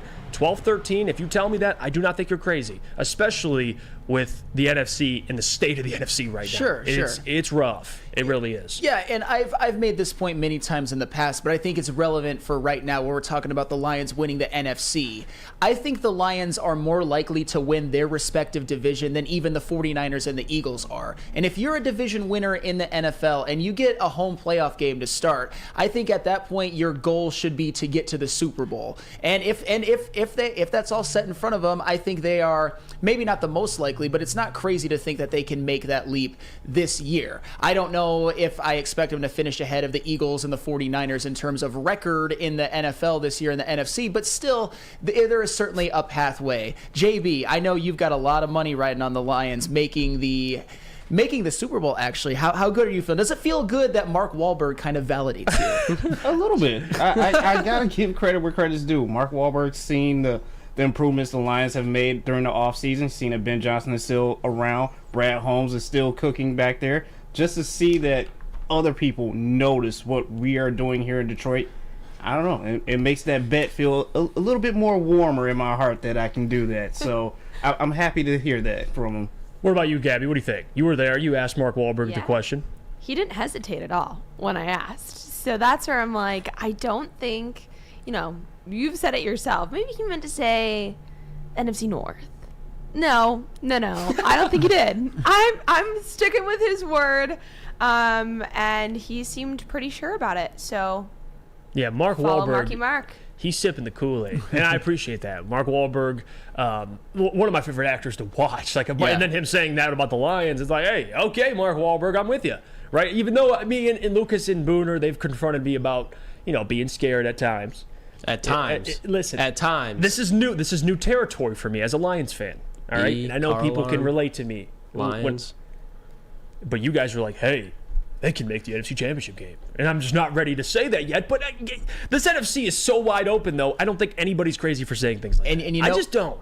Although I maybe can't get on board yet, I'm a guy that, listen, I have faith in the Lions. I think they'll win 11 games. I think they can win a playoff game. That's what I expect. But when people say, hey, Jeff, they're making the Super Bowl. Like I talked to a guy in Caseville a couple weeks ago who's a fan of the show, actually. And I was asking him his expectations. Shout out to, I believe his name was Mike, if I'm not mistaken. And he told me, like, I think NFC Championship game. Like he was straight up with me. And I'm like, I'm not going to say you're crazy. Like, I can't fault anybody for thinking that way. I just can't. Well, I'll tell you what, an easier way to get that pathway to having a 12 or 13 win season is going to Arrowhead and playing a Chiefs team that doesn't have Chris Jones. Yep. I mean, I know that that's just one game, but still, that is a game that we all look at as one of their tougher ones, as one that they're going to be underdogs in, even if the Kansas City Chiefs don't have Chris Jones. But I think we all agree in this room, the Kansas City Chiefs defense can get exploited big time by the run game and the offensive line and even the pass game if Chris Jones isn't there in the middle, if Chris Jones isn't providing that elite interior defensive pressure of the quarterback. The Chiefs, that's another one that's looking a little bit easier, and that pathway to 12 or 13 wins, it is also there. Their pathway to maybe even, dare I say, a number one seed in a bye maybe opens up a little bit. If they get a number one seed in a bye, like the Lions, it's Super Bowl or bust. Here's the thing. And if that happens, obviously we'll all be ecstatic if we get the number 1 seed. But I think the Lions are like a year away from being like a lock to be in this conversation. You know just what I mean? win your division. Just win your division. Win your division, win a playoff game at the floor. Now, we talk about what could happen. Absolutely, once you get in the dance, anything can happen. But as far as being able to say this confidently, I still think the Eagles are a little bit above, just as an overall roster. And you got yes, with the 49ers roster, man, I still think that's the best roster in football. Yeah. Offensively and defensively. Yeah. The only thing they're really missing is a kicker, but they got Jake Moody, so we'll see how that turns out. But that's the most complete team. I think Lions, you give them this next offseason with the most cap space in the NFL, and you let Brad Holmes cook for another draft, that's when the Lions will be serious contenders. And I'm not saying they can't contend, but when they're like, you can't really even debate it, I think will be next year. I love this comment, Dirty South Wolverine. Y'all want to stroke Wahlberg. Who cares what he says? Who is he in sports? Plus, it was an event in Detroit. It's not like he's going to say they're trash. Well, he didn't have to say as much as he said, and where I disagree with that statement is I don't think they would have turned it into an entire segment on Good Morning Football if there wasn't a little bit of truth into what he was saying. Dirty South Wolverine also says, why don't y'all interview Whoopi Goldberg and see what she thinks about the Lions? You know what? I will interview Whoopi Goldberg. Gladly would if she was there. No, I get it. Like, but again, it's not like, you know, Mark Wahlberg, what he says goes. It's just, it's interesting to see, again, for people that don't really, and Mark, he called Detroit a second home and everything, but just to hear other people talk like this about the Lions is something that you just don't see. So it's worth mentioning, of course. But Whoopi Goldberg, man, I might need to get her on the show. Like pass. Actually, Jeff, let's slow your roll a little bit. I'm good. Whoopi, I want your opinion. We don't know. Whoopi Goldberg might know ball. No, Jamie, I think she knows balls, not ball, like Maybe. Lucas does. That's what you Relax. Lucas knows balls, not ball. I know football. I don't know what Jeff Iafrate knows all the time. Okay, all right. You know what? You won't even say it. You know what? Say it, Flannel. Could you tell us about Swiss Insurance? Absolutely. Do you have football on the brain? Fall ushers in college and professional football, and this year is going to be awesome. Fall is also a perfect time to shop your home and auto insurance. Shop it like a pro with Swiss Insurance. They cover Woodward Sports Network, and they should be covering you too. Ask for Mark at Swiss Insurance today at swissins.com or call 248-800-4177. Again, that is 248-800-4177, Swiss Insurance.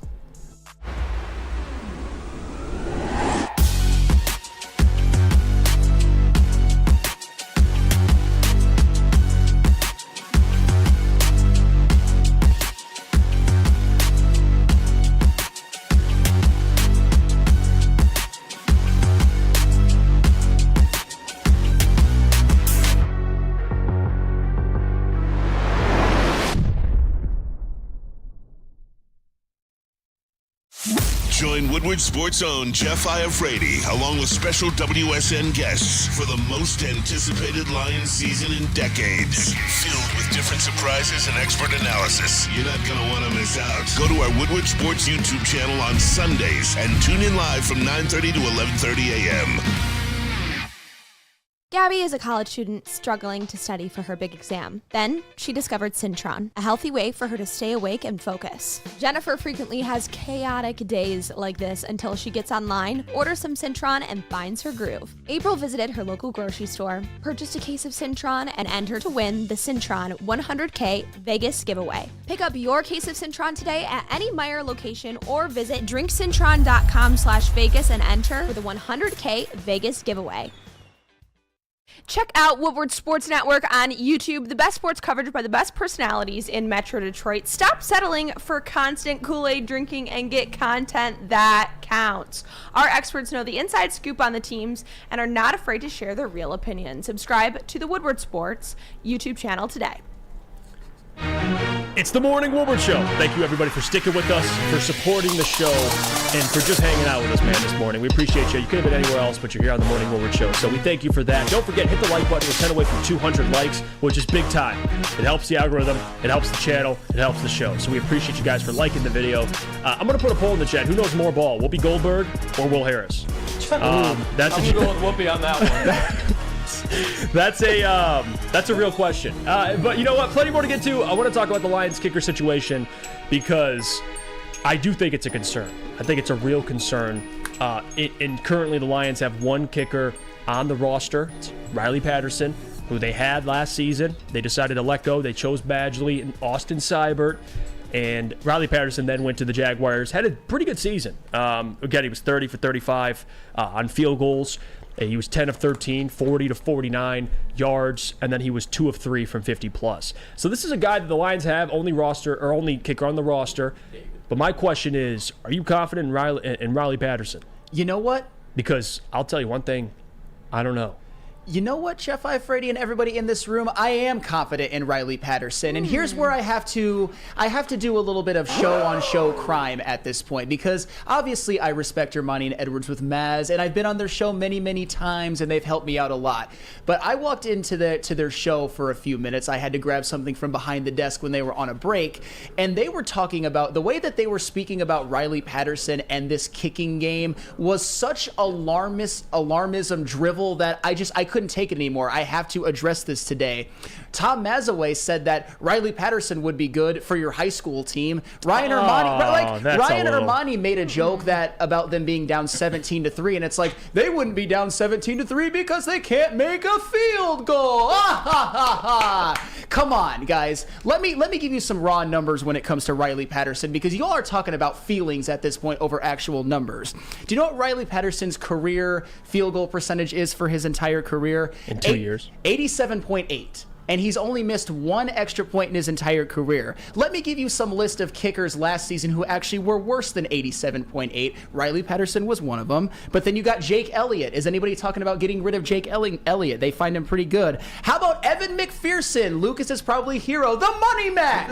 The Money Mac, Evan McPherson. He had lower than 87.8. Greg the Leg Zerline. Greg the Leg, he had a less than 87.8 field goal percentage last year. What about Robbie Good as Gold? I know he's a little bit old, but we're talking about him as one of the best kickers of this generation.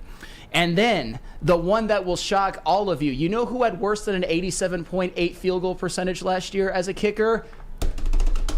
Justin Tucker, universally regarded as the greatest kicker of this generation and maybe the greatest kicker of all time. He actually had worse than 87.8% as a kicker last year. So how about Mason Crosby, Young Ho Koo, guys who are considered universally better than Riley Patterson, at least Mason Crosby in his prime, certainly Young Ho Koo.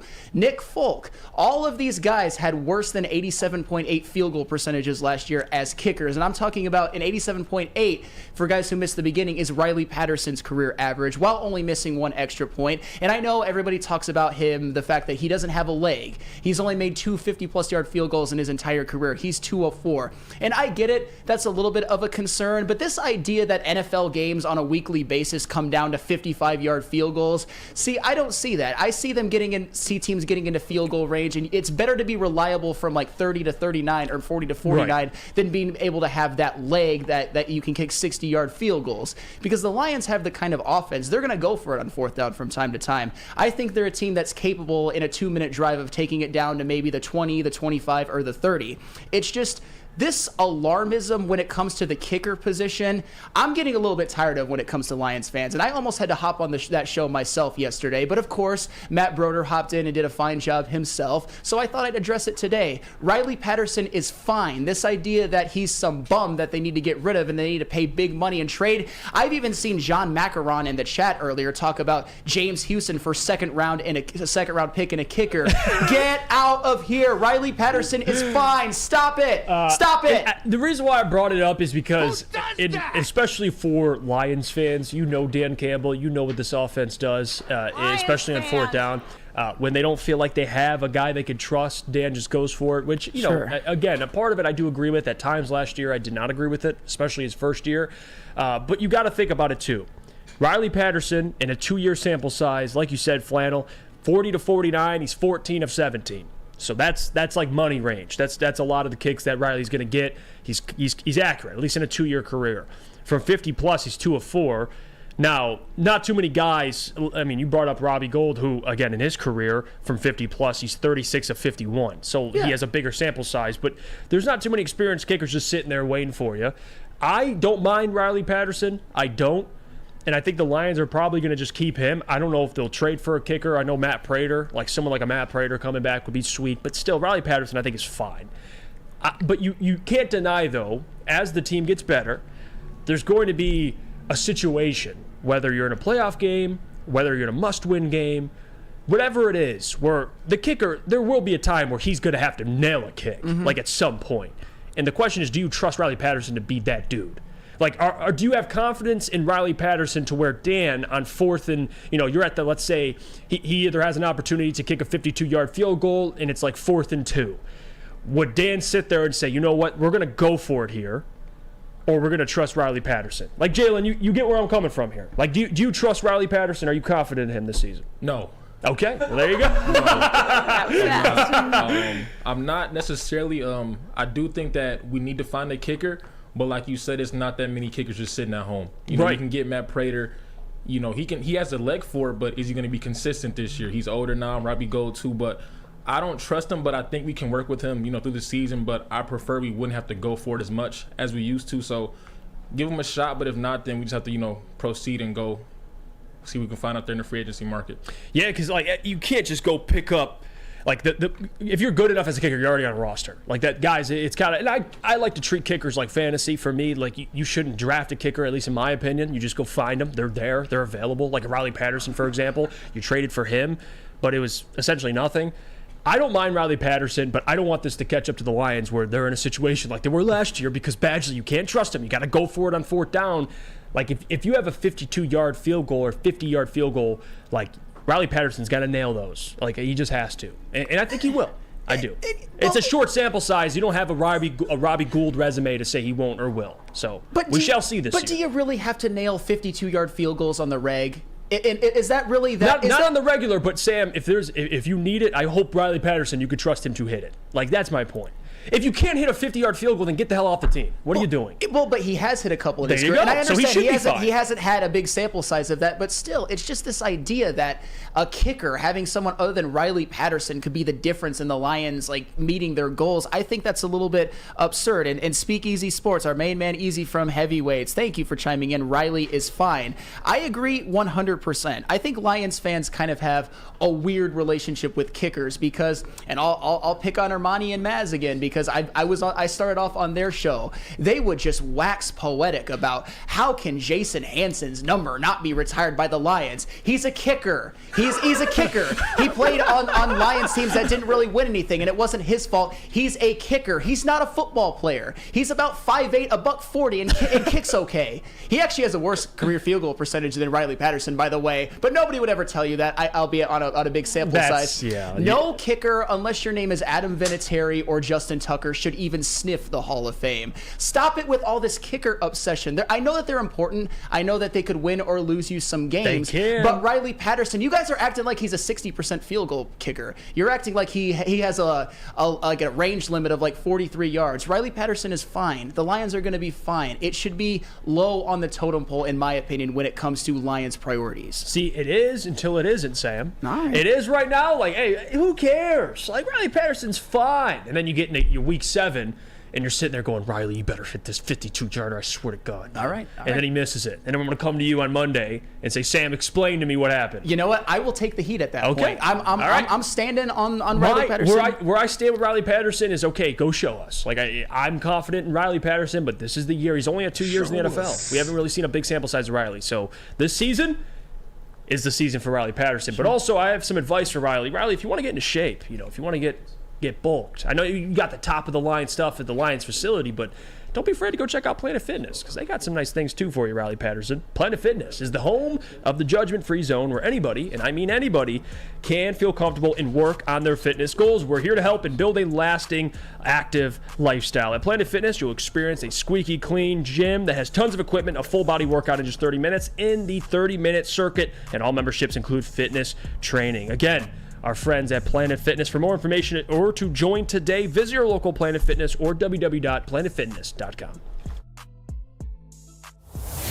Winners, losers, pushes and draws, over-unders, prop bets, futures and spreads. Are you sick and tired of your picks being losers? Do you want to learn how to bet like a champion? Well, Woodward Sports searched the globe for the most dangerous man with a bet slip in his hand and gave him a show. Coming soon to Woodward Sports. Tune in every weekend as we introduce the greatest gambler to ever walk the earth. Hi, I'm Booner, and I don't lose.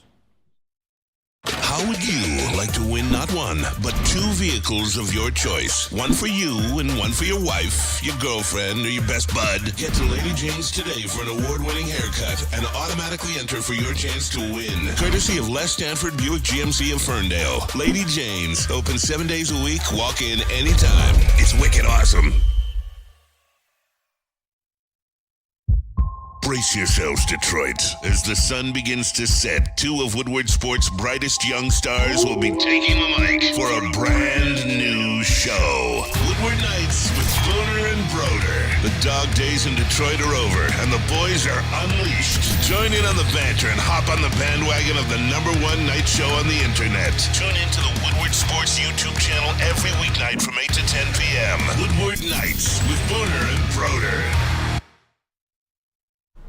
Let me tell you about our friends over at the Academy of Warren, because they have a brand new state-of-the-art sports dome field house that has a regulation basketball court, volleyball court, and soccer field, which can also be used for 7-on-7 football. They feature things like free breakfast and lunch, academic games, K-8 athletics, and small classroom sizes. To enroll your child today, go to academyofwarren.net. Thanks for sticking with us. It's the Morning Woodward Show here on the Woodward Sports Network. Again, hit the like button if you haven't already. Supports the show, supports the algorithm, supports the network. So we appreciate you for that. Subscribe if you haven't already. We just hit 47,000 subscribers. It's a big time. So we appreciate all of you for that.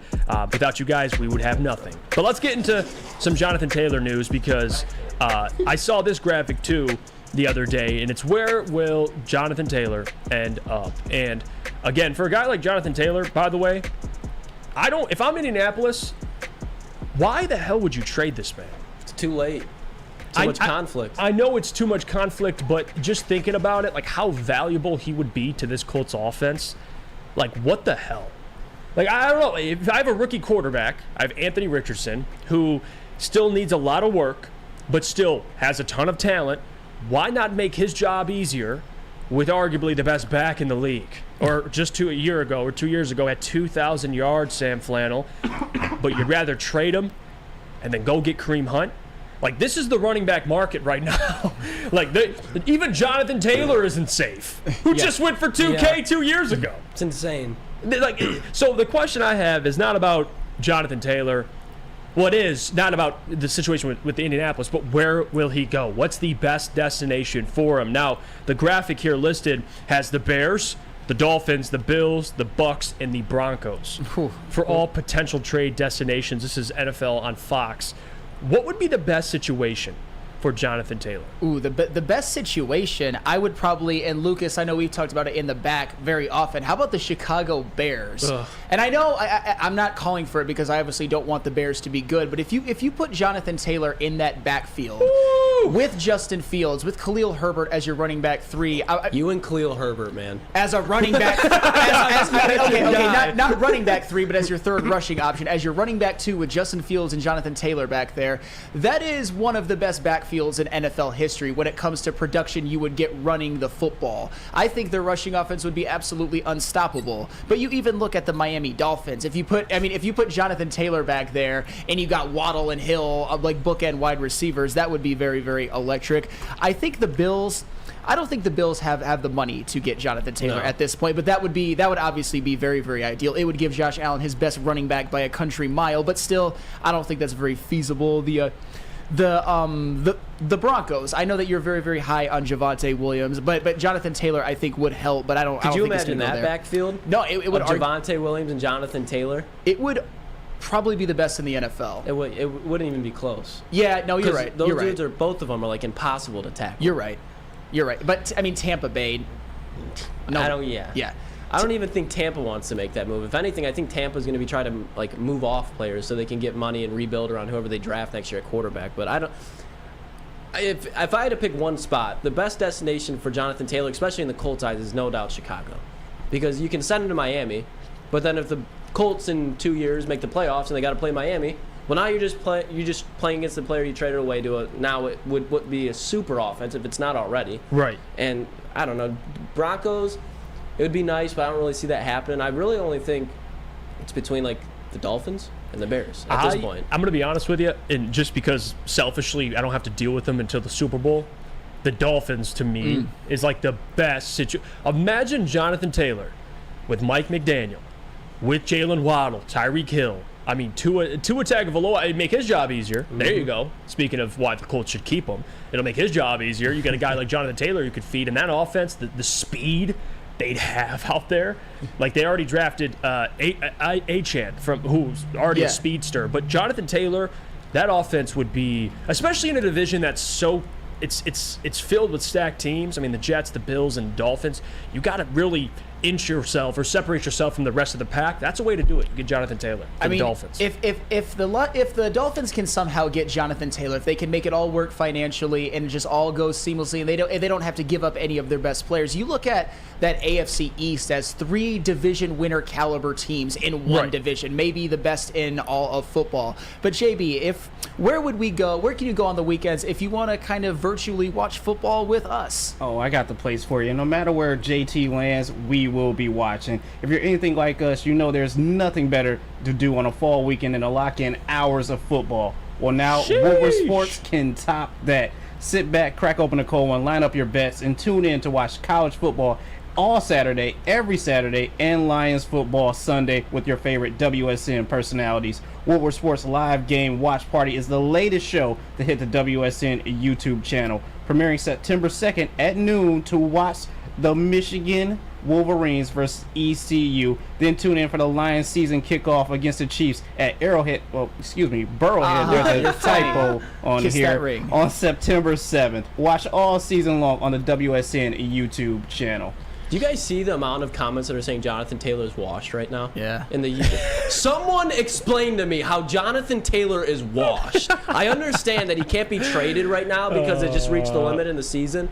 But they're not going to be playing Jonathan Taylor in the regular season. Jonathan Taylor, at one point or another, is going to be on another roster. And I think every roster in the NFL would love to have Jonathan Taylor. Now, the thing that's unattractive about it is he's on the last year of his contract, so you're going to have to re-sign him. That's why the teams aren't really offering the deal to the Colts that they want.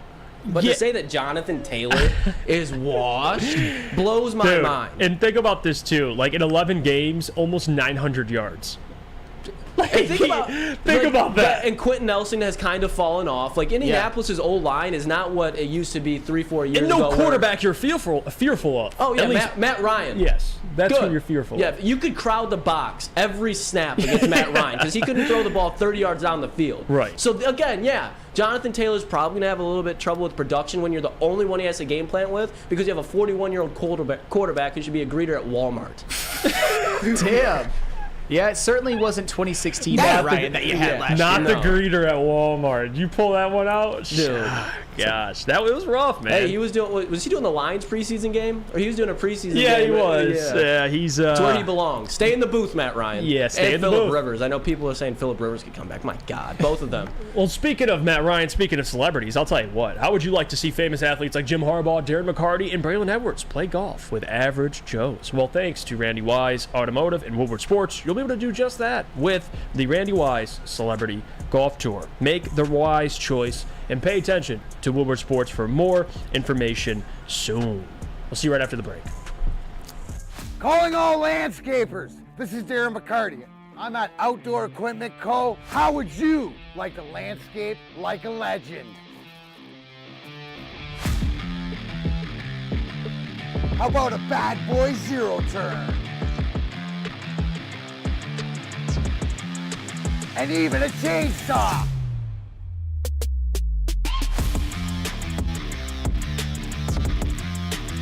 And even a weed whipper. So register today at OutdoorEquipCo.com, and even you could have DMAC on your landscaping crew. Are you a diehard college football fan? Well, it's your lucky day. Join special WSN guests like Spencer Raxter, Flannel Sam, and more every Saturday. Go to our Woodward Sports YouTube channel on Saturdays and tune in live from 8:30 to 10 a.m. Your home is your most important asset. Flexibility in the sales process is key. When you work with Mark White & Associates, you can cancel at any time, for any reason, without penalty. Speaking of flexibility, check this out. Who you work with matters. Hire the best broker in the game.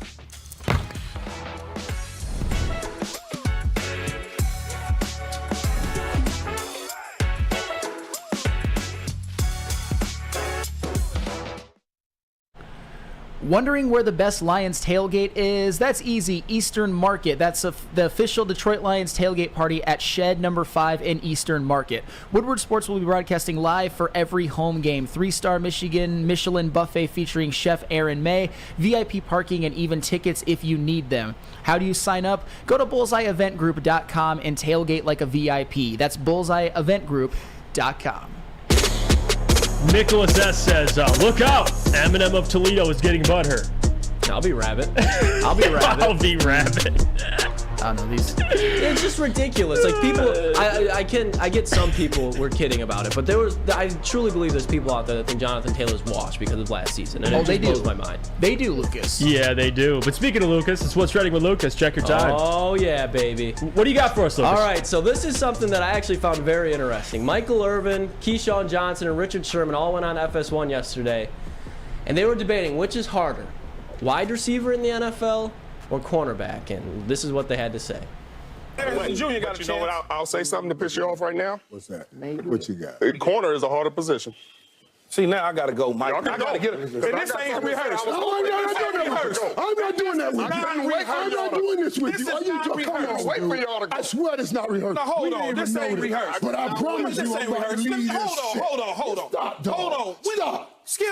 Skip, let me just talk to you real quick. I want to get you in on this. I can't believe you're trying to get in. Hold on, Mike. Go ahead. Mike. Let y'all talk. You said it's a harder position. Harder position. Harder position. What did you start off at? Receiver. Okay. What does that say? You play receiver, you couldn't play it at the level that got you to where you are, so you went to corner because it was much easier to do. Well, you ain't got to catch that ball. Well, you ain't got to catch that ball between. All you got to do is run. This makes no sense to me. Look, I understand I was not in the NFL, but I can tell you just from playing football, there's not a more difficult physical position in, honestly, probably sports than cornerback. I think quarterback is the hardest because you got the mental and the skill, but just from a physical standpoint, not only, I get it, wide receiver is probably obviously a better hand than cornerback, but take into account that you have guys that are wide receiver size that have to shadow what the player they're going up against, and then if you hand the ball off to a guy like Derrick Henry, you're going to have a guy who's a $190, $185, have to take him down. If he doesn't, he's cut. Wide receiver, I'm not saying it's difficult, but I don't even think this is close. Can we all agree that corner is a much harder position in general than receiver? You see guys every year walk on and play well as wide receivers. They just enter the league, especially with today's rules and how the NFL's set up. It benefits offensive players. Wide receivers can walk in and just make an impact. Corners, to your point, Lucas, not only do you have to shadow world-class athletes, but you have to do it going backwards. Yes. What?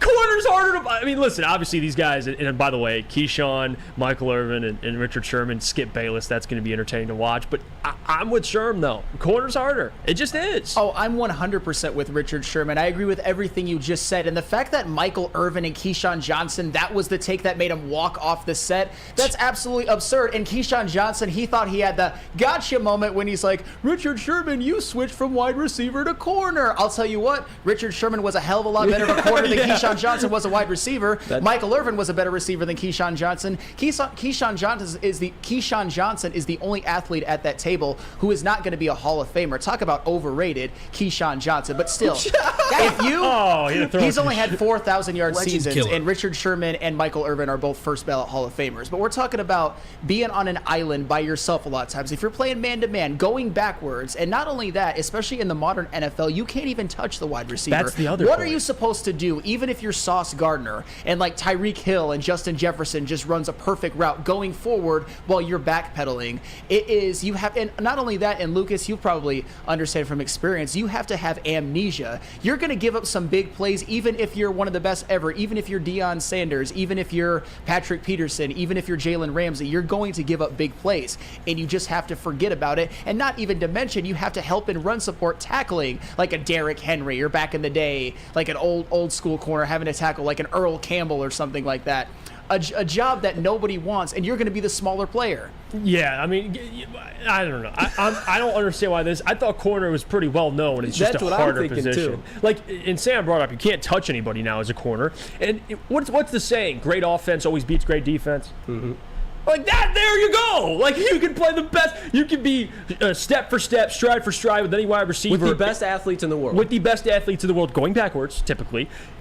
And the quarterback can still drop it in a bucket, and it's still going to be a completion, and you still look stupid, even though you had great coverage. It's an easy conversation. So it's corner. You would think that'd be an easy conversation. You would think this would be an easy conversation as well, but we talked about the Bears a lot already.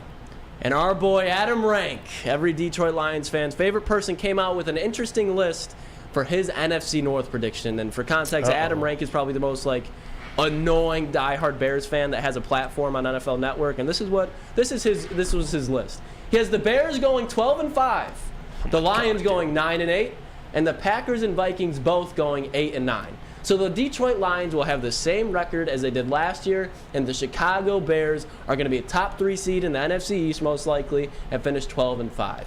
What are your reactions to this? Well, my reaction is Adam Rank has Justin Fields' balls in his mouth this entire offseason. The guy's been just gargling his balls this entire offseason. I've seen him say Justin Fields is a top 5 or top 10 quarterback. He's an underdog for MVP. Like, get off his nuts, Adam Rank. The Bears are going to win 12 games. Like, get off his nuts. Like, I'm sick. Adam Rank, I've seen so many bogus-ass headlines, posts. Why? It's whoever the upper management, whoever runs socials, if Adam Rank sends me something and says, hey, could you get this up on socials? Take that bald-ass head somewhere else. That's what I tell him. Get that hey, what do you got for us? What do you got for us, Adam Rank? Well, this is my NFC North prediction. As soon as you see the Bears with 12 wins and no other team clears close to them, you turn that, you say, no, Adam Rank, you post it on your socials. That shit ain't going up on our socials. That's ridiculous. No, it's certainly a homer take for sure. And as much as I am high on the Bears, and I think they could easily finish second in this division, 12 games is a little bit too steep. I know we did a hypothetical topic if they got Chris Jones. Even if somehow they were able to finagle Chris Jones to the Bears, I still don't think they win 12 games. No. They probably win 10 or 11. But even without him as presently constructed, absolutely not. Did we forget? The Bears did make improvements, but last year this was a 3-win team. And I would say the Bears and the Packers and the Vikings are rivals with the Lions. Speaking of rivals, Woodward Sport resident Sparty Spencer Raxter and myself, Walmart Wolverine Flannel Sam, go head-to-head in Woodward Sport's latest show, Woodward Rivals. You won't want to miss Flannel Sam breaking down why this may be the year for U of M, or heavyweight Spencer Raxter body slam every Flannel Sam stat that comes his way and defend Sparty's honor. I don't like that too much. Tune in on the Woodward Sports YouTube channel for their premiere tomorrow, actually, morning, August 31st, 7 a.m. to 8 a.m. I'm about to record this a little bit later, weekly. Don't miss the most anticipated Michigan State show Detroit has to offer, Woodward Rivals. I'm hyped for you, Flannel. That'll be good. That'll be a good show between you and Spencer. Yeah, you guys are going to go to war. But you know who's not going to go to war is Justin Fields. So, like, the guy, they're not winning more than 8 games. Like, I'm sorry. I don't give a damn. You could give them Thanos. I don't give a shit. They're not winning more than 8 games. So anybody that's on the Bears hype train, please just stay on it. Just keep that same energy, please. Please. Like, that's not even a guarantee that the Bears will be second in the NFC North. Like, there's no guarantee. I know one guarantee for me is the Lions are the best team, but the Vikings, the Packers, and the Bears are all kind of tweening in that second range. I mean, if you tell me the Packers, I'll listen. You tell me the Vikings, although I'll disagree, I'll listen. Like, the Bears to win 12 games is blasphemous. It's ridiculous. Well, and I think the Vikings, probably out of all the three, are the team that I'm least high on. I think they'll personally finish last. But like you said, you can make an argument that the Bears, Packers, and Vikings, all of them could be fighting for second. Yes. But the Bears, 12-5, that is beyond homerism. That is blasphemous. Yeah, thank you, Stephen A. Absolutely blasphemous. But guess what? For Adam Rank, I can help him out here because I got our friends over at SMA, the sports marketing agency. They help spread awareness about mental health and substance abuse. Their new podcast, This is the S Word, helps fight the stigma about seeking help. If you or someone you know is struggling, head to thesportsma.com for more information. Get your questions ready. We'll come back with mailbag. Since the dawn of moving people, Chevrolet has led the way. The world of transportation is changing. At Feldman Chevrolet, we are leading the charge forward. With every electric vehicle, every mile traveled, one Feldman at a time. The company that puts more Chevys on Michigan roads is now the #1 name for Chevy electric vehicles. Now, coming to Woodward Sports, Woodward and Main Street, the Woodward Sports Network Detroit Lions show. Let's go! Catch Gabrielle D. Phillips, Matt Broder, and Terry Foster for all the latest news on your Detroit Lions every week. Only on the Woodward Sports Network YouTube channel and woodwardsports.com.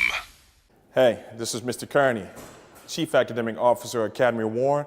I want to welcome you to the brand new field house. The state-of-the-art facility has a regulation basketball court, volleyball court, soccer field. It can be used for 7-on-7 football. Our K-8 academic features AM, PM, latchkey, small classroom sizes, learning street, futuristic media center, free breakfast and lunch, Holton Mifflin curriculum, academic games, K-8 athletics, and more.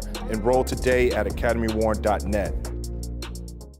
How would you like to win a 100K Vegas getaway? Take your friends and live it up in the city that never sleeps. It's a Cintron Energy. Drink it and live it. Purchase a 24-pack today and enter to win. Register at drinkcintron.com/Vegas and buy a Cintron at your local Meijer store. Cintron, the healthier energy drink that tastes great. Look good, feel great, and be the best version of yourself with Cintron. That's drinkcintron.com/Vegas. We're back. It's the Morning Woodward Show, and it's mailbag time. We'll start off. Good friend of the show, Don Beach, showing love, man. And he chimes in with his comment here saying how he appreciates the show, and he just want to say, I appreciate y'all. You guys helped me through my work week. Man, Don Beats, salute to you, brother. Appreciate you for It's always what it's all tuning in. about, baby. Yes, it is, Woodward man. Sports family. It's what it's about. We're for the people. Don Beats, without you, man, this show wouldn't be what it is. So appreciate you for showing love. And you're always in the chat, so that's big time. For this comment next, here we go. Dat Boy Roy, Mailbag Gabby, who has been your favorite person to interview as a reporter? Ooh, that's a good question. Ooh. Well, I think my favorite moment was definitely the Amon-Ra St. Brown taking the mic moment, but this weekend, I don't know, I really liked the interview with David Henry. I knew you were going to say that. I knew she was going to say that. The guy uncovered he was a closeted Red Wings Mm-hmm. fan, and, you know, he was so kind.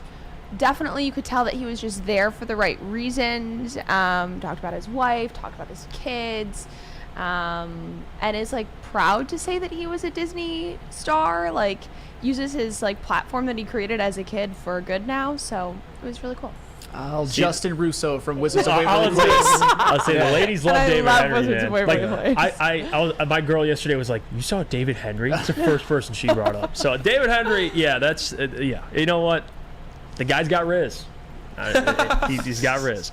Let's see here, Terrell, mailbag. Jeff, I amend my prediction. We are going 4-0. Was he the one that was saying 2-2 was way too low? He said 3. Yeah. And he said 3-1. Now he's like, it's 4-0 now. Kansas City defense is trash. We're gonna own the line. Let's LFG. Let's go. Terrell, you're the man. 4-0 is the floor, right, Terrell? The floor. Jesse Adams, mailbag. As a fellow Michigan sports fan, who have we dismissed this upcoming year for football? Ohio State or the Packers? I'd say OSU. Big Ten is easier than the NFL. I think that's actually fair. I would say, but again, who's going to pump up OSU here? Like, there's not too many. Maybe Lucas Klotz will. Kyle McCord's season, it was announced yesterday. I know people were saying Devin Brown, but it's Kyle McCord, baby. Is he captain? No. He shouldn't be. No way he should be. There's probably 4 or 5 other guys that deserve it. But it's still Ohio State. Like, I think a lot of Michigan fans are like, yeah, Ohio State, easy win. It's still Ohio State, man. Like, Michigan's ranked, what, 2? Yeah. Who's number 3? Believe Ohio State. No, okay. You know what? Yeah, you know what, though? I would agree with Jesse, though. I think Ohio State deserves more, at least pumping up. They're going to be better than the Packers, obviously. Well, yeah, I mean, that's absolutely fair, even what you said, Lucas, because I think Michigan fans, and I'm one of them, and I've probably perpetuated this hype as much as anybody. I wouldn't say Michigan is overlooking Ohio State. It's just that Ohio State isn't that big, scary bugaboo monster that you couldn't beat, because Michigan not only has beat them the last 2 years by double digits both times and physically manhandled them, but I think it's kind of the same with the Packers. Right. The Lions beat them at home, and then they went into Lambeau on Aaron Rodgers' last game as a Packer and beat them 20-16. But speaking of which, The Lions play the Packers twice this year, and after those hopefully 2 wins, you could watch Lions postgame show. Woodward Sports' own Tom Mazaway will be hosting our Lions postgame show after every Lions game all season long. Uncle Maz, that's going to be fun. Tune in on the Woodward Sports YouTube channel for his hot off the press takes, game analysis, and Kool-Aid sipping celebrations. You don't want to miss it. Maz and special guests each week directly following every Lions game, exclusively on the WSN YouTube channel. What about this question, too? Dante, who we didn't get to yesterday. Appreciate you, Dante, for asking again. He says, mailbag, after the college football season, you guys think Jim Harbaugh will leave Michigan and go to the NFL and become a head coach for a team like the Arizona Cardinals if they're absolutely trash? No. I think Jim Harbaugh is going back one day. I think he's bound. He's too, like, the short sample size he had in the NFL, people don't understand the success that man had. Like, you don't think he's going to think, man, like, my brother's been here. He's obviously won a Super Bowl. I lost to him in the Super Bowl. I think Jim will go back one day. Maybe not next season. I don't think Arizona will fire Jonathan Gannon after 1 year. They should. I don't think they will. They might. He hasn't coached a game yet. Come on. But do you think his personality is best fit for college football or for the NFL? That's the other thing, because Jim's he seems like a control guy. He likes having a lot of control. And obviously when you go to the NFL, it's not always that. You don't have complete control, right? There's a general manager, and him and Trent Baalke didn't really get along in San Francisco. But what do you think, Sam? I think he will one day. Maybe not next season, but he's got to go back to the NFL at some point. Well, there's always interest for Jim. The problem is, and I believe I'm correct on this, that Jim Harbaugh is on the wrong side of 60. And I think the way that NFL teams are going, they want that young offensive mind, like a Ben Johnson. After this year, he's probably going to get a job by somebody. I would bet a lot of money on that. And Jim Harbaugh, I just think the NFL game might have passed them by. But I'll tell you what, Dante, when Michigan is coming off of a national championship after this year, I don't care what Jim Harbaugh does. Just get us one natty, and you are the best coach in Michigan history. Jake says, Mailsack, is Flannel slander of the 4th all-time scorer in the NFL, Jason Hansen, his most egregious take yet? It's a kicker. You really, I really made people mad here. Well, you're coming after Jason Hansen. He's so. That's the upper echelon of Lions history of kickers. Well, and you just slandered that man. Well, that's sad if you guys hype up a kicker as one of your all-time players. And I get it, the Lions in the Super Bowl era have been the worst franchise in the NFL, and that is all fair. But it's don't you dare go at Jason Hansen. Oh man, like I'm sure Ermanni and Edwards with Maz will be very, very upset with me when they do Jason their Hansen show. gave the city of Detroit everything he had. Oh, till he was like 40. When you lay your head down on your pillow at night. Jason Hansen. Just know I gave you everything I had. Dog. Dog. Absolutely. Steve G. Mailbag, does Ben Johnson come back if Lions lose NFC Championship game? No, I think he's good as gone this year. I do. There's just too much interest, and there'll be such a great situation. I don't think he'll be able to say no. If the Chargers job opens up, he's out. Yeah, as he should be. If you're the Chargers, what do you even want? Obviously they want to win and reach their ceiling, but still, with Ben Johnson as their coach, with Ben Johnson getting to work directly with Justin Herbert, that thought is scary. I think it would be one of the most seamless fits when it comes to a new coach going into his first team that I can remember in recent memory. But do you think the Chargers are going to be too good this year to fire Brandon Staley?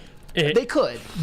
And real quick, John Lord says Mailbagger's Rival is going to be a live show. No, it'll be pre-recorded, but it will be posted. What's the time for that? Friday nights? It's actually Thursday morning, 7 a.m. to 8 a.m. Okay. Me and Spenny are actually going to record today after he gets off of Big D Energy. So it's going to be a lot of shows today, a lot of activity, a fun day, and I can't wait for that show to premiere. Hey, if you guys want to watch it tomorrow before Morning Woodward Show, go do it. Tap in. Do it. But speaking of tapping in, all you kind individuals have tapped into the Morning Woodward Show today, and we appreciate you for that, especially supporting the show by liking the video.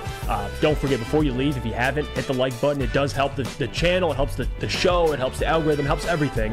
But until tomorrow, from Jeff Iafrate, Sam Flannel, JB, Gabrielle D. Phillips, Lucas Klotz, and good friend now, Jalen, who's going to be featured a lot more on Woodward Sports. He's up and coming, man. Don't sleep on Jalen. He's coming. Shout out Jalen. He's coming. But until tomorrow, we'll see you guys.